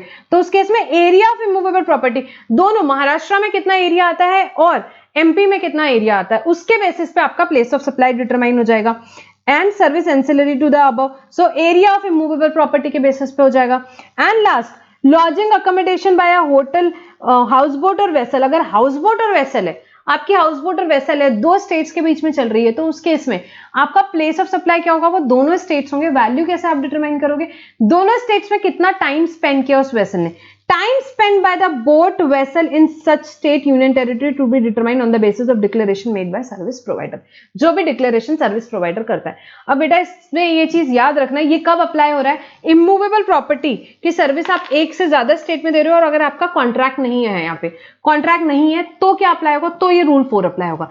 सिमिलरली ये रूल किसके साथ अप्लाई हो रहा है? सेक्शन 12 के साथ। सेक्शन 13 भी एक था जहां पे या तो सप्लायर इंडिया में या रिसिपिएंट इंडिया में, एक जने इंडिया में एक जने बाहर है। उस केस में आपको प्लेस ऑफ सप्लाई कैसे डिटरमाइन करना है? तो उसके लिए बेटा यहाँ पे एक और रूल आया, रूल नंबर 8। और रूल नंबर 8 कुछ भी नहीं बोलता है, रूल नंबर 8 सिर्फ इतना बोलता है कि रूल नंबर 4 का जो है, रूल नंबर 4 मुटेटिस मुटेंडिस अप्लाई होगा। तो सिमिलर ये जो प्रोविजंस है जो सेक्शन 12 के लिए अप्लाई हो रहे हैं वो सेक्शन 13 के लिए भी सिमिलरली अप्लाई होंगे। नेक्स्ट करेंगे बेटा, ये फास्ट जा रहे हैं हम लोग, इसका डिटेल डिस्कशन देखना है तो भले से आप अमेंडमेंट का वीडियोस देख लो, बट ये इतने इंपॉर्टेंट नहीं है, इतना भी पढ़ा तो सफिशिएंट होगा हमारा। Computation of value of service where event is organized in more than one state and where location of supplier and recipient is in India. जब इवेंट एक से ज्यादा स्टेट में, तो अगर कॉन्ट्रैक्ट एग्रीमेंट है तो कॉन्ट्रैक्ट के हिसाब से, और कॉन्ट्रैक्ट नहीं है तो जनरली एक्सेप्टेड अकाउंटिंग प्रिंसिपल। जैसे कि फॉर एग्जांपल 3 स्टेट्स में है तो हर एक स्टेट का 1:1:1 का रेशो हम ले सकते हैं। देन रूल नंबर 6 आता है कि अगर जो लीज सर्किल लाइन हमने देखा था, अगर वो एक से ज्यादा स्टेट में, तो जनरली हमने पढ़ा था सेक्शन 12 में जहां पे इंस्टॉलेशन होता है वो प्लेस ऑफ सप्लाई होता है। बट अगर एक से ज्यादा स्टेट की बात है तो फिर number of points lying in such state, number of points lying in such state के हिसाब से होगा। फॉर एग्जांपल दिल्ली में एक है, मुंबई में एक है, and start point Delhi, and point lease circuit का मुंबई, तो दिल्ली एंड मुंबई 1:1 का रेशो हो गया आपका वैल्यू का, प्लेस ऑफ सप्लाई दिल्ली और मुंबई दोनों हो गई। अब अगर बीच में कोई एक इंटरमीडिएट पॉइंट है तो वो भी आपका क्या हो जाएगा बेटा, वो पॉइंट को भी कंसिडर किया जाएगा, वो एक पॉइंट को भी कंसिडर किया जाएगा। Next, computation of value of service is performed in more than one state and where location of supplier is outside India. यहाँ पे हमने सेक्शन, एक मिनट, ये जो इवेंट वाला पॉइंट था इसके पहले रूल नंबर 5, सेम जैसे हमने रूल नंबर 8 मैंने आपको बताया कि रूल नंबर 8 क्या बोलता है, रूल 4 के प्रोविजंस मुटेटिस मुटेंडिस लगेंगे। सिमिलरली रूल नंबर 9 है जो कि इवेंट्स के केस में लगता है, जब सेक्शन 13 में क्या लिखा हुआ है कि जब रिसिपिएंट और सप्लायर में से दोनों एक इंडिया में और एक इंडिया के बाहर है और इवेंट होता है, उस केस में प्लेस ऑफ सप्लाई रूल 13 के हिसाब से लेते हैं, सेक्शन 13 के हिसाब से लेते हैं। तो उस केस में बेटा रूल 9 आया, जब मोर देन वन स्टेट है और कॉन्ट्रैक्ट नहीं है, तो वो बोलता है रूल 5 के प्रिंसिपल मुटेटिस मुटेंडिस लेना है। ठीक है, नेक्स्ट इज रूल 7 हम जो पढ़ रहे थे, computation of value of service when the service is performed in more than one state and location of supplier and recipient is in India. तो सेक्शन 13 हमने पढ़ा था, 13 क्या बोलता है, अगर यहाँ पे गुड्स या सर्विसेज जिसकी फिजिकल प्रेजेंस, गुड्स या इंडिविजुअल पे सर्विस देते हो आप, परफॉर्मेंस बेस्ड सर्विस, और उसका यहाँ पे फिजिकल प्रेजेंस होना जरूरी है, तो location where such services are perform, location where such services are perform. अगर सर्विस एक से ज्यादा स्टेट में दी जाती है तो in terms of contract, but अगर कॉन्ट्रैक्ट नहीं है तो बेटा 13(3) परफॉर्मेंस बेस्ड सर्विस, जहां पे गुड्स मैंने इंडिया में लेकर आई, मैं उस पर परफॉर्मेंस कर रही हूँ फॉर एग्जांपल, तो उस केस में अगर मैं सर्विस एक ही गुड्स पे दे रही हूँ, सेम गुड्स पे, then equally dividing the value of service in each of the state union territory where the service is perform. तो अगर मैंने 3 स्टेट पे एक गुड्स पे सर्विस दी है, टेस्टिंग ऑपरेशन 3 स्टेट्स पे चला है, तो इक्वली डिवाइड हो जाएगा। एंड अगर मैं डिफरेंट गुड्स पे दे रही हूँ तो ratio of invoice value, on the ratio of invoice value हम यहाँ पे कर सकते हैं। When the service is provided to individual, then generally accepted accounting principle के हिसाब से, generally accepted accounting principle के हिसाब से करना है। So बेटा यहाँ पे हमारे ये रूल्स कंप्लीट होते हैं। रूल नंबर 3 to 9 हमने डिस्कस किया, not so important from exam point of view, but those the person who wants, जिनको भी चाहिए कि इसमें एग्जाम्पल्स देखने, तो अमेंडमेंट्स के नोट्स रेफर कर लो बेटा, उसमें थोड़ा डिटेल में डिस्कशन भी किया हुआ है और एग्जाम्पल भी दिए हुए हैं, बट रिवीजन के हिसाब से इतना सफिशिएंट है। अब बेटा कुछ नोटिफिकेशन सर्कुलर्स वगैरह आए हैं, मैं आपको बता दूं, नॉट वेरी रिलेवेंट, यहाँ पे बहुत इंपॉर्टेंट नहीं है एग्जाम पॉइंट ऑफ व्यू से, बस हम एक बार देखेंगे। ठीक है, सेक्शन 13 बेटा 13 क्या बोलता है, हमने पढ़ा था कि भाई in order to prevent what, या तो डबल टैक्सेशन, या तो non taxation of supply of service, या तो यूनिफॉर्म एप्लीकेशन ऑफ रूल्स के लिए गवर्नमेंट को पावर दिया इस सेक्शन में, गवर्नमेंट को पावर दिया कि वो प्लेस ऑफ सप्लाई नोटिफाई कर सकते हैं। और प्लेस ऑफ सप्लाई क्या होगी, प्लेस ऑफ सप्लाई होगी effective use, place of effective use and enjoyment of service.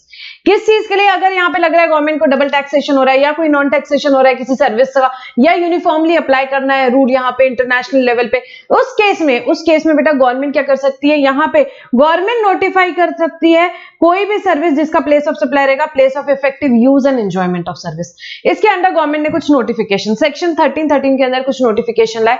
पहला नोटिफिकेशन आया बेटा रिसर्च एंड डेवलपमेंट सर्विस से रिलेटेड। रिसर्च एंड डेवलपमेंट कौन सा सेक्टर, फार्मास्यूटिकल सेक्टर के रिसर्च एंड डेवलपमेंट सर्विस का आया। उसमें गवर्नमेंट ने कोई 10 सर्विसेज यहाँ पे नोटिफाई करी है। ये 10 सर्विसेज नोटिफाई करिए जिसका प्लेस ऑफ सप्लाई क्या रहेगा बेटा, place where the research and development services related to pharmaceutical sector are supplied by a person located in taxable territory to person located in non taxable territory. यहां located in taxable territory, India से किसी ने service दिया, किसको, जो non taxable territory में है उसको दिया. Supplier of services in India, recipient बाहर है, तो उस केस में the place of supply shall be location of recipient. Location of क्या रहेगा, रिसिपिएंट ऑफ सर्विस रहेगा. Place of effective use and enjoyment of service यहां रहेगा. Subject to the following conditions, कुछ कंडीशंस दी है यहाँ पे, जैसे कि बेटा क्लिनिकल ट्रायल्स की सर्विस होगी. यहाँ पे इंडिया में मेडिसिन भेजते हैं वहां से और यहाँ पे ट्रायल होता है, तो वो सवाल ये आया कि भाई इसका प्लेस ऑफ सप्लाई क्या रहेगा. तो गवर्नमेंट ने नोटिफाई किया. हमने बहुत डिटेल में ये समझा था, ये रिवीजन है इसलिए हम इसका स्टोरी पे नहीं जाएंगे कि भाई क्यों आया एंड ऑल दैट. यहां सिर्फ हम क्या समझेंगे, प्लेस ऑफ सप्लाई क्या रहेगा, research and development relating to pharmaceutical sector, recipient का लोकेशन. Recipient का location. What are the conditions? First condition, supplier of service from the taxable territory is provided as per contract between the service provider located in taxable territory and service recipient located in non taxable territory. Contract हुआ बेटा, contract के अंदर ये service supply की गई, contract के अंदर ये सर्विस सप्लाई की. Such supply of service fulfills all other condition in the definition of export of service except the condition of place of supply.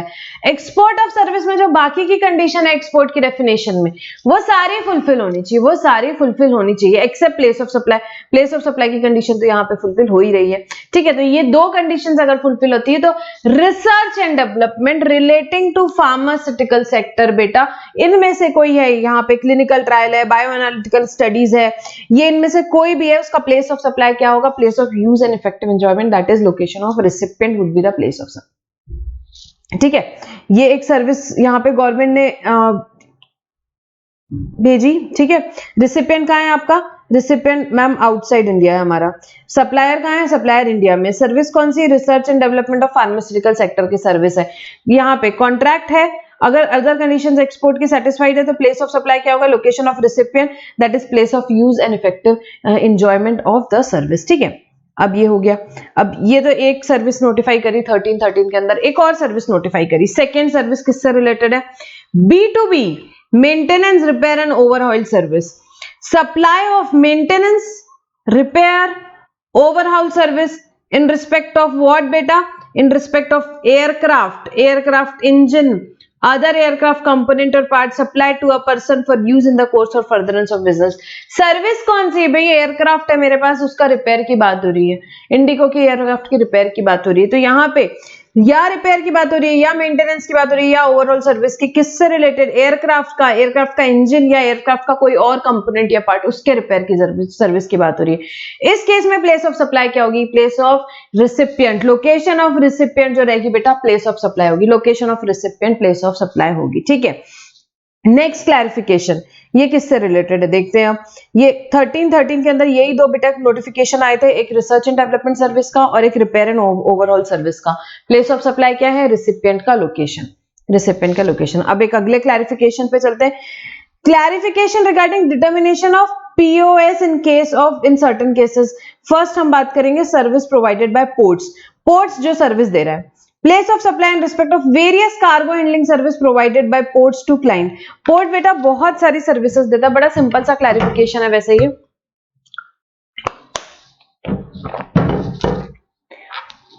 Port बहुत सारी सर्विसेज देता है यहाँ पे, जैसे देखेंगे क्लैरिफिकेशन में, it is hereby clarified that services are ancillary to और related to cargo handling service and not related to immovable property. वैसे तो बेटा बड़ा सिंपल सी बात थी, इसकी क्लैरिफिकेशन की भी जरूरत नहीं मुझे लगता है. तो यहाँ पे ये सर्विस किस चीज से रिलेटेड है, जो पोर्ट यहाँ पे कार्गो रिलेटेड सर्विसेज दे रहा है बेटा, वो कार्गो हैंडलिंग सर्विस है, उसको इमूवेबल प्रॉपर्टी की सर्विस नहीं बोलना है. Accordingly place of supply of such service will be determined as per 12(2)(32) default provision के हिसाब से, depending upon the terms of contract between the supplier and recipient. तो इसको इमूवेबल प्रॉपर्टी ट्रीट नहीं करना है. जो भी यहाँ पे आपको कार्गो हैंडलिंग सर्विसेज दे रहा है, और इसको क्या माना जाएगा बेटा, इसको माना जाएगा यहाँ पे कार्गो हैंडलिंग सर्विसेज की सर्विस रहेगी. और यहाँ 12(2) और या 13(2) डिपेंडिंग अपॉन द केस आपका यहाँ पे क्या लगेगा, ये रूल लगेगा और डिफॉल्ट रूल के हिसाब से ही प्लेस ऑफ सप्लाई डिटरमाइन की जाएगी. Very simple. Service rendered on goods imported into India. Goods जो इंपोर्ट करके ला रहे हैं, टेम्पररी इंपोर्ट कर रहे हैं, यहाँ पे हम बात कर रहे हैं अनपॉलिश्ड डायमंड्स की, अनपॉलिश्ड डायमंड्स की। तो यहाँ पे place of supply in case of service rendered on unpolished diamond receive from abroad which are exported after cutting polishing. बेटा इंडिया बहुत बड़ा हब है, बाहर से डायमंड्स आते हैं, उसकी कटिंग पॉलिशिंग इंडिया में होती है। तो उस केस में प्लेस ऑफ सप्लाई क्या माना जाएगा, प्लेस ऑफ सप्लाई क्या माना जाएगा, सवाल ये उठता है। So in case of cutting polishing activity on unpolished diamond which are temporarily imported into India are not put to use in India, the place of supply will be determined as per the provisions of 13(2). That is, the location of recipient of service or location of recipient is not available, then the location of supplier of service। तो बेटा यहाँ पे थोड़ा सा सवाल इसका क्यों आया था, क्योंकि लोगों को लग रहा था क्या ये परफॉर्मेंस बेस्ड सर्विस है, बाहर से गुड्स आया एंड ऑल दैट। तो यहाँ गवर्नमेंट ने बहुत क्लैरिफाई किया कि जो कटिंग यहाँ पे अनपॉलिश्ड डायमंड पे जो भी काम हो रहा है उसका place of supply default rule से अपना निकाला जाएगा, और डिफॉल्ट रूल मतलब 13(2) से निकाला जाएगा, और प्लेस ऑफ सप्लाई क्या होगी, लोकेशन ऑफ रेसिपिएंट। जहां लोकेशन ऑफ रेसिपिएंट नहीं है वहां location of supply, location of supply. ठीक है बेटा, तो ये भी हमने बहुत अच्छे से पढ़ा था, अगर आपको याद हो तो। ये देखो, ये हमने डायग्राम देखा था। ठीक है, ये प्लेस ऑफ सप्लाई फिट करने से क्या होता है, हमको यहाँ पे एक्सपोर्ट है कि नहीं वो भी पता चलता है। जैसे कि एक फॉरेन एंटिटी जिसका नाम था जेम्स एंड कंपनी, उसने अपने डायमंड्स भेजे इंडियन कंपनी को, हीरा पन्ना एंड कंपनी, उसने कटिंग पॉलिशिंग करे, वापस से एक्सपोर्ट किया। ठीक है, वापस से एक्सपोर्ट किया। तो इस केस में वो जो डायमंड का कटिंग पॉलिशिंग हुआ उसका प्लेस ऑफ सप्लाई कहां माना गया, तो उसको आउटसाइड इंडिया मान लिया बेटा, आउटसाइड इंडिया मान लिया। Location of recipient as per 13(2), as per 13(2). Export की डेफिनेशन क्या बोलती है बेटा, अगर यहाँ पे LOS इंडिया में है, सप्लायर इंडिया में, LOR आउटसाइड इंडिया है, POS बाहर फिक्स हो गया और पैसा कन्वर्टेबल फॉरेन एक्सचेंज में यहाँ पे आ जाता है, तो क्या माना जाएगा बेटा, अगर उसे एक्सपोर्ट माना जाएगा, एक्सपोर्ट माना जाएगा। ठीक है, तो यहाँ पे प्लेस ऑफ सप्लाई कहाँ फिक्स कर दिया है, बाहर फिक्स कर दिया है। ठीक है, तो डिपेंडिंग अपॉन यहाँ पे फॉरेन करेंसी में पैसा आता है नहीं आता है, अदर कंडीशंस का क्या होता है, एक्सपोर्ट की डेफिनेशन में फिट होगा या नहीं होगा। ठीक है, आपको हम यहाँ क्या डिस्कस कर रहे हैं, हम डिस्कस कर रहे हैं प्लेस ऑफ सप्लाई क्या रहेगा। तो प्लेस ऑफ सप्लाई 13(2) के हिसाब से फिक्स होगा, जो डायमंड्स इंडिया में आया और जिसपे वर्क कैरी ऑन हुआ। ये हमने बहुत डिटेल में पढ़ा था। Clarification regarding determination of POS in case of software design related services to ESDM, बहुत बड़ी इंडस्ट्री है बेटा ESDM। प्लेस ऑफ सप्लाई निकालना है किसका, सॉफ्टवेयर डिजाइन सर्विसेज का, सॉफ्टवेयर डिजाइन सर्विसेज का which is related to ESDM industry. So question issue क्या आया, how should the place of supply be determined in case of supply of software design service by supplier located in taxable territory to a recipient located in non taxable territory. Supplier located in taxable territory, recipient outside यहाँ पे non taxable territory में। तो और हमने क्या use किया, sample hardware kit provided by the service recipient. Recipient ने क्या किया था, हमको यहाँ पे कुछ किट्स प्रोवाइड किए थे, उस केस में प्लेस ऑफ सप्लाई क्या रहेगी। सो it is clarified that the place of supply of software design supplied by supplier located in taxable territory to recipient located in non-taxable territory by using prototype hardware test is a composite supply where testing is an ancillary supply. The location of the service recipient, the place of supply would be location of the service recipient as per 13(2), 13(3)(a do not apply separately for determining place of supply of ancillary in such cases। तो बेटा यहाँ पे क्या बात हो रही है, चलो ये भी मैं एक बार डायग्राम ओपन करती हूँ जो हमने डिस्कस किया था। यस, जेम्स एंड कंपनी है, फॉरेन एंटिटी है, ABCN लिमिटेड इंडियन एंटिटी है। सर्विस की बात हो रही है भाई, सॉफ्टवेयर डिजाइन सर्विस उसने दिया, साथ में क्या हुआ, टेस्टिंग ऑन प्रोटोटाइप। यहाँ पे सॉफ्टवेयर डिजाइन सर्विसेज दिया, साथ में बात ये हुई टेस्टिंग और prototype hardware, testing on prototype hardware. इन्होंने गुड्स भेजा यहाँ पे कि हार्डवेयर भेजा कि भाई हमारा सॉफ्टवेयर जो डिजाइन कर रहे हो आप चेक कर लो कि कॉम्पेटेबल है कि नहीं। तो भाई that is an ancillary supply, main काम क्या था सॉफ्टवेयर डिजाइन का। टेस्टिंग ऑन प्रोटोटाइप हार्डवेयर यहाँ पे क्या है, यहाँ पे एंसिलरी सप्लाई है, तो इसे कंपोजिट सप्लाई माना जाएगा, जिसमें प्रिंसिपल सप्लाई किसकी है, सॉफ्टवेयर डिजाइन की। और प्लेस ऑफ सप्लाई कैसे डिटरमाइन किया जाएगा बेटा, प्लेस ऑफ सप्लाई डिटरमाइन किया जाएगा यहाँ पे 13(2) के हिसाब से। 13(2) के हिसाब से मतलब location of recipient would be the place of supply, place of supply. ठीक है, तो ये हमने डिस्कस किया था। इसको फिर वहां पे आप एक्सपोर्ट की डेफिनेशन में फिट करो। देखो अगर यहाँ पे सब चीजें place of supply outside India fix कर दी, LOR इंडिया में, LOS इंडिया में है, LOR outside India, LOS India में है, और पैसा अगर यहाँ पे फॉरेन एक्सचेंज में नहीं आता है तो फिर एक्सपोर्ट नहीं होगा, पैसा फॉरेन एक्सचेंज में आता है तो एक्सपोर्ट हो जाएगा। ठीक है, तो ये बेटा यहां से हमने क्या डिटरमाइन किया, यहां से मैम हमने डिटरमाइन किया कि ESDM सर्विस है उसमें जो सॉफ्टवेयर डिजाइन की है, और यहाँ पे जो सैंपल हार्डवेयर यूज करके प्रोटोटाइप किया वो सर्विस क्या है, कंपोजिट सप्लाई है, जिसमें से प्रिंसिपल सप्लाई सॉफ्टवेयर डिजाइनिंग की है, और प्लेस ऑफ सप्लाई जो एंसिलरी सप्लाई का भी डिटरमाइन होगा वो क्या होगा, प्लेस ऑफ सप्लाई होगा लोकेशन ऑफ रिसिपिएंट, क्योंकि वो कंपोजिट सप्लाई है तो वही रूल अप्लाई होगा। तो बेटा हियर वी कंप्लीट, यहाँ हमारे ये क्लैरिफिकेशंस जो आए थे, थोड़े नोटिफिकेशंस क्लैरिफिकेशंस जो थे हमने यहाँ पे डिस्कस किए, नॉट वेरी इंपॉर्टेंट, बाकी चीजें जो इस चैप्टर में पड़ी थी very very important, one of the most important chapter I would say from exam point of view. So here we complete our next chapter, which is regarding what place of supply, very important from exam point of view, especially section 10, 11, 12 and 13. ठीक है, rules इतने important नहीं है. So friends, we'll stop our discussion over here. Thank you for now.